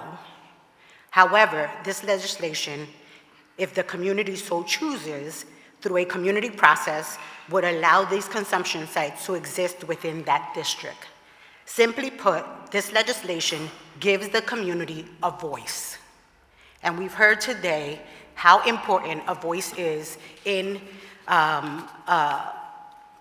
policies and legislations that we present on this legislative floor. We have for decades had the opportunity to address this humanitarian crisis for both residents and for those battling addiction, a crisis that did not arise overnight, but stems from systemic inequalities and injustices. We have had decades to ask all the questions. We have had decades to do all of the research and its potential impact. From home break-ins, petty thefts, to prostitution, insecurity, gun violence, trauma, and residents feeling like prisoners in their own homes and their communities. At what point is it enough? We will give the Planning Commission the 45-day delay because we have no choice. But we will not yield. We will find ways to address quality of life issues in our neighborhoods, and we will not stop fighting for this community. I look forward to passing this legislation when we return in the fall. With the support of my colleagues, I'm committed to continuing to have conversations that bring resolutions and working with our state legislators, our governor, and our next mayor to address these issues until we take back our communities and invest in the resources that these communities have been ignored, and who deserve it so much. Thank you so much. Thank you, Councilwoman. And you've achieved quite a bit in your first 7 months. Congratulations. Chair recognizes Councilman Jones. Thank you, Mr. President and colleagues. I just want to recognize Samantha Williams Esquire, who we let leave here. She ran away and joined the political process, and she keeps coming back. I don't understand. We do our thing, and here you are. Do you miss us? Is that what it is? Well, we miss you too. I just wanted everyone to recognize Samantha Williams and her less-known sister is back there because she said in the hallway she got more votes than you. That's all I'm going to say. Thank you, Mr. President. Thank you, Councilman. Chair recognizes Councilman Phillips. I just want to be on the record and say it's good to see you, Sam, as well. I also want to be on record earlier. I don't know what I was thinking about. I said motion. I meant to say move to adopt the resolution, but just want to say I want to put it out there. You know, still learning 7 months in. Listen, I just really wanted to say thank you. You know, having done service all my life, for the most part since I was a teenager, you know, I'm not new to service, but I am new to this body of service, and you know, I wanted to quickly jump in and you know, do as much as possible to serve the city of Philadelphia and the residents of the 9th District. You know, I know being a new guy, you know, there was always questions of whether or not, you know, what is he going to do? How is he going to do it? And you know, I always wanted to make sure I did the best I can. But I want to be able to say thank you publicly to Council President Clark for all your mentorship and your support. You know, to try to help me get through this as a leader of this body. I also want to say thank you to everyone else here today who helped myself, Councilman Harity, Councilwoman Lozada, and Councilwoman Vaughn, who's actually more like a senior member in more ways than one, even though it's our first year. She's teaching us stuff, transition here. So I just want to say that. And also to Council President Clark, and also Janae Mumford of MPI. Yesterday, we did a wonderful thing where we are funding, for the first time, driveways in the city of Philadelphia. That's never been done before. Councilwoman Tasco, Councilwoman Parker, and Councilman John White were big advocates for that. And thanks to you, Council President, for the first time, we're going to be funding driveways to the city of Philadelphia, something that's not affordable for a lot of our residents. And you've not only done that for me and our district, but you're doing that across the board with alleyways and trees and so forth. So you've been really making some really pioneering work happen in our city. So I want to say thank you so much, and God bless, carry forward. This has been a great first 7 months for me. I'm looking forward to September, and we'll do the work of the Lord together. God bless. Thank you, Councilman. You were a hero yesterday. I must say that you put on a good event, and the people in your community, particularly on that block, were extremely excited. You need to know that you have set off a firestorm of calls, texts, and emails today from people across the city of Philadelphia that want to get their driveways done. So thank you for putting that on yesterday. Thank you. Chair recognizes Councilwoman Bass. Thank you, Mr. President. Yes, he set off a firestorm.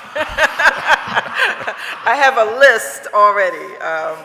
But thank you to my colleagues for your fantastic work, particularly my new colleagues that have been just a joy really to work with and a pleasure to work with, and a lot of fun as well. This one here. But a couple of things. I wanted to, again, say thank you so much to everyone for the passage of this budget. I think it's really important that when we have the opportunity to give money back to the citizens of Philadelphia, that we do so. It's not, something that I know everybody necessarily may agree with. I know my colleague spoke to it earlier and has her reasoning and rationale, and I certainly do understand and respect that. But I also know that the argument that, the government can spend your money better than you can just doesn't fly. With a lot of people, myself included, I think that, where we have the opportunity to provide some relief to folks, that's what we need to do, and I think this budget does that. It's an honor to do that. But I did want to speak about something that's deeply personal to me today. And it's something I feel like the city of Philadelphia, we all should be talking about, and really no one is talking about it. And so, Mr. President, if you'll indulge me, I'd like to just read my remarks that I prepared for this very important topic. And it's really around DHS and the reform that's necessary. As a member of Philadelphia City Council and the chair of the Committee on Public Health and Human Services, I recognize that it is incredibly important to remember that the lives, futures, and ultimately the destiny of our most fragile citizens in need, who are children in Philadelphia, can easily be altered. The trajectory can be upward like a catapult, moving our youth against the wind and into a limitless future, or it can be downward like a shovel digging deep, knowing that deep holes and unstable foundations can be nearly impossible to escape. So many of us know these kids and actually were these kids. We were hoping for a better life while unsure of how to navigate rough neighborhoods, complicated families, unaddressed trauma, and the like. And while some of us made it to the land of stability, far too many did not. Whether you're in the system, that's DHS, foster care, or in need of adoption, etc., or not, too many of our youth need the direction and guidance of these very systems that have failed their families generationally. I was one of the lucky ones. I was adopted at birth. But the problems of this enormous system continue on, and despite my hearings on the DHS Community Umbrella Agency, also known as CUA's debacle, there is little to no visible action plan by the city's Department of Human Services to offer better service to this clientele. And so I want to take this moment to actually thank one of the previous providers for not attempting to renew their contract with the Department of Human Services, knowing that not only do they lack the capacity to provide the services needed, but they have been extremely negligent in the past, including returning 3 sisters who were repeatedly sexually assaulted by their abusive father, and to the tune of costing them a $6 million settlement. So I say thank you, soon-to-be former provider, for ending the facade of quality services. Thank you for acknowledging that you were unable to make critical decisions regarding safe environments for young people. And thank you for no longer requesting taxpayer dollars with no deliverables. If only we were able to thank you before you entered into a contract that damaged innumerable lives, most of them young people. And while I wish that the decision was made because it was the right thing to do, I know that it had a whole lot more to do with your inability to obtain insurance for your operation as required in your contract. One last thing. On your way out of the proverbial door, I noticed that you were operating 4 out of the 10 agencies that are community umbrella agencies. And thus little attention has been given to the fact that a whopping 40% of the foster care system in Philadelphia is in trouble and is going to likely have new and inexperienced providers. Where are the alarm bells that should be ringing? And this is of great concern, isn't it? How did we get here? DHS, I ask you, how did we get here? Clearly, reform is needed in the system, as neither I nor my council colleagues have been briefed on this matter, not even given us any information. Clearly, reform is a priority, as we cannot continue down this path and then say, why are our young people acting out? They're acting out because on this level, this city has failed them. But it can be better. I'm looking forward to pulling together key stakeholders and to begin the makings of the system being reformed. Because these are all of our children, and they not only deserve an answer, they deserve better from the system and from the city. I thank you, Mr. President. Thank you. Thank you, Councilwoman. Thank you so much. Councilman Johnson, you did not. You okay? Councilman Jones? Yeah, I don't want to belabor the point, but Member Bass hit on something that is at the root of a lot of the criminal activity, a lot of the bad outcomes. When you see 200 young people on Market Street and you wonder where they came from, a lot of times they came from that system. So I look forward to working with you to help. That's one piece in the cog of anti-violence that we should be considering. So thank you for that. Thank you. So Councilman, you jumped off and jumped on. You did want to be recognized? I'm sorry. All right. Thank you. Chair recognizes Councilman Johnson. Yeah, just wanted to be brief in just supporting my colleague, Councilwoman Cindy Bass, not only for her advocacy, but also really stepping up to the plate and being transparent and at the same time using her own personal experience as to why she's passionate about addressing this issue. And at the end of the day, these are all of our children. And so since you have my support, anything that I can do to be supportive of your efforts. And also thank you for your courage and stepping up to the plate and just using your personal experience about why it's important. And I don't think a lot of times the wider public understand, like, we really care about the work that we're doing, right? In terms of why we do the work that we're doing. It's not politics as usual. And so, colleague, you have my 110% support.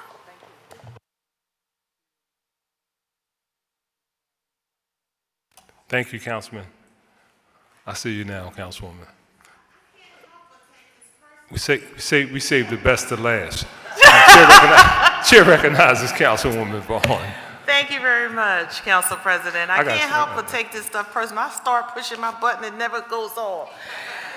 But y'all want to hear from me now. Listen, I want to let everyone know and invite them to the public safety hearing that's going to be held Tuesday, June 27th by my colleague, Councilman Curtis Jones, and myself. We are having this hearing regarding the escape of the 2 inmates from the Philadelphia Industrial Correctional Center on the evening of May the 7th.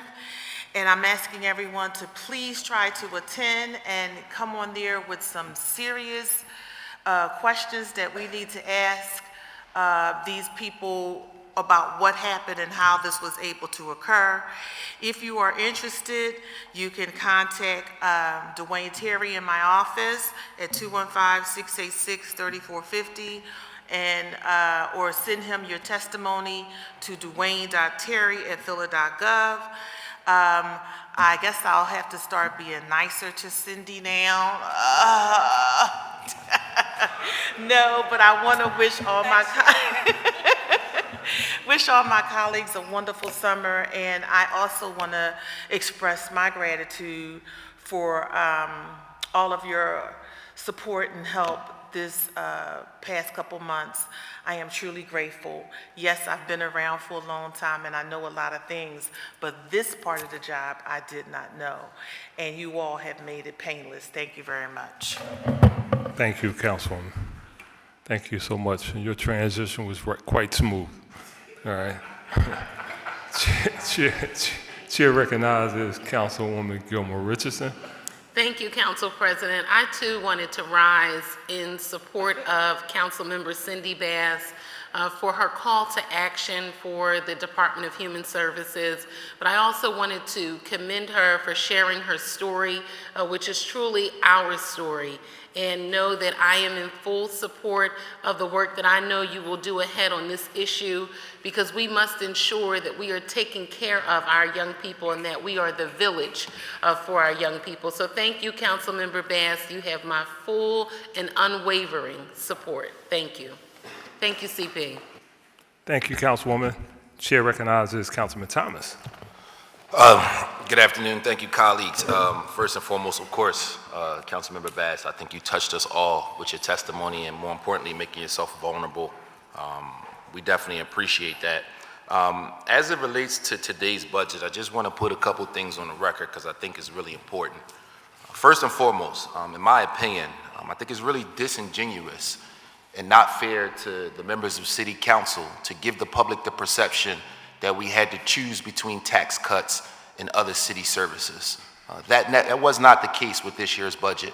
Last year, we had a $700 million surplus, and for those who don't understand economics, when you're operating in the midst of the surplus, if you decide to offer any type of tax cuts, we're not cutting any services or not hiring any people. We anticipate there being more revenue than what we plan for. So in the midst of the revenue that we anticipate coming in, similar to that business owner who testified earlier, who talked about having to pay revenue on having to pay taxes on anticipated revenue, that's exactly what we're doing with the city. And so I understand we can't raise the exemption. If we could, we would. During my time in City Council, I've been very thoughtful about every bill that I've introduced and every significant project I've been a part of. Whether it's something like driving equality that took me over a year to introduce and pass the legislation, or even grant programs like the Illuminate the Arts grants that I had a chance to work with my colleague for. I know firsthand when you try to put together a grant program or a big project through the city of Philadelphia, those things take years. Illuminate the Arts was a $1.5 million grant program that took us nearly a year to get off the ground during the pandemic in the midst of an emergency. So at the end of the day, I hear a lot of things that we wish we can do. I would love to raise the exemption for businesses. We already know some of the red tape that we've run into there. But I just had to put this on a record because at the end of the day, one thing about the decisions that we're making today around taxes, they are not permanent. If we come back next year and we feel like what we did not work, we can modify, we can change, we can adjust. When you look at how tax structure works and how you look at these things through an economic perspective, cuts are gradual.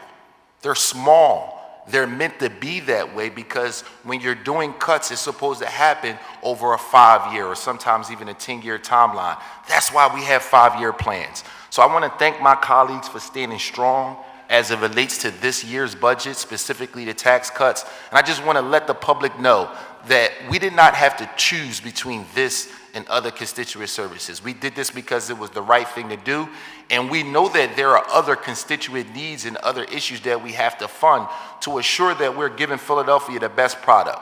In closing, I just want to remind the listening public and other legislators that last year we put so much money into departments and into programs like cameras and things of that capacity that departments had to give us money back. We fought for different things for public safety that still hasn't been purchased today, whether it's cameras or technology for the police department or anything like that. So in conclusion, this budget did some things that I agree with, some things that I disagree with. We put a lot of money, a lot of different places, including an extra $50+ million for police. And so when I think about this budget, I'm proud of the product that we were able to produce, and I want the citizens of Philadelphia to understand that we are trying our best to move in their best interest. We're thinking about the restaurants, the businesses, the barbershops and beauty salons who can't just relocate to Conshohocken like the man said, or King of Prussia or things of that capacity. They need the foot traffic in Philadelphia, and they deserve a bone. And if we could find another way to give them a bone, somebody please let me know, because I'll be the first one to support that. Until then, I'm proud of the tax cuts. Thank you, Council President. Thank you, Councilman. Thank you, Councilman. Chair recognizes Councilwoman Gautier. Thank you, Council President. I just wanted to remind everybody that I'm hosting a briefing in the caucus room directly after the meeting. The Penn LGBT Center will be leading a training and conversation about resources available for transgender and non-binary constituents. It will also be a safe space to ask questions you may have regarding transgender and LGBTQ+ topics. For example, the importance of pronouns or how to handle a situation where you may forget someone's pronouns, and other issues as well. And lunch will be served. Hope everybody can stop by. Thank you.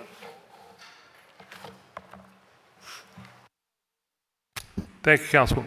Councilman Harity, I'm Pushed, I don't know. not my fault, sir. Looking at the screen. Sorry. I thought I was Chair being- recognizes Councilman Harity. I'm I not thought throwing I did anybody under the something bus, wrong, but I didn't see your name. All right. I thought I was on punishment, but I was only actually, just wanted to say thank you to all my colleagues here in council for making this budget season bearable. You know, I got a lot of advice and I got a lot of people who in this room who helped me and guided me through the process and getting some of my things into the budget, which was great. Feel a big sense of accomplishment. But I'd like to thank all my sponsors and co-sponsors with me on the domestic partnership bill that we amended today. Kind of sunk through with the all bill amendment. But I just wanted to say thank you. I'm actually very proud of the support that I got with this bill. This was my first bill. It's my first bill to pass. I'm very excited, and I'm very excited that I had basically the whole council co-sponsored this bill. It was needed. It's a way for people to give a commitment to their significant other without actually having to get married. It was a right that was given to a few, and now is given to all, as it is supposed to be. So I thank you all, and I thank you for helping me through this process, and I look forward to the work that we will be doing again in our next session. So thank you all. Thank you, Councilman. That concludes our speeches on behalf of the minority and majority. I'm not allowed to give speeches on the podium, so I'll shut up. But I just want to thank you all so much, guys, for not only the budget season, but this a year of your involvement, your due diligence. More importantly, in an election year, you didn't disappear. You continue to do the work for the people of the city of Philadelphia, being here on a consistent basis and making sure that we understood, you know, what was reflected in this particular year's election in terms of what we commit to, how we fund initiatives, where we put money to reflect the bottom line, the people's perspective, because at the end of the day, that's why we're here. So I want to thank you all so much again for a successful legislative session, budget session. Look forward to rocking and rolling over the course of the summer, because we do have to get things implemented as the appropriating authority. If it's not spent, it doesn't count, right? So we have to continue to push forward. So you all have an awesome, quote unquote, legislative recess. We're not going away. We'll still be around for those that think that we somehow take a 2-month vacation, right? That's not the case. So we look forward to working with you all throughout the season, and we can get a number of significant initiatives so we can set the phones on fire like Councilman Phillips did yesterday with all these dollars that we need to spend on NPI. So thank you all. You all have an awesome weekend. We'll see you a little later. And with that, I will recognize Councilman Squilla for a motion to adjourn. Thank you, Mr. President. I move the council stand adjourned until Thursday, September 14th, 2023 at 10 a.m. Can I get a second? It's been moved to probably second. Council stand adjourned until Thursday, September 14, 2023, 10 a.m. All in favor indicate by saying aye. Aye. Those opposed, ayes have it. Thank you all very much.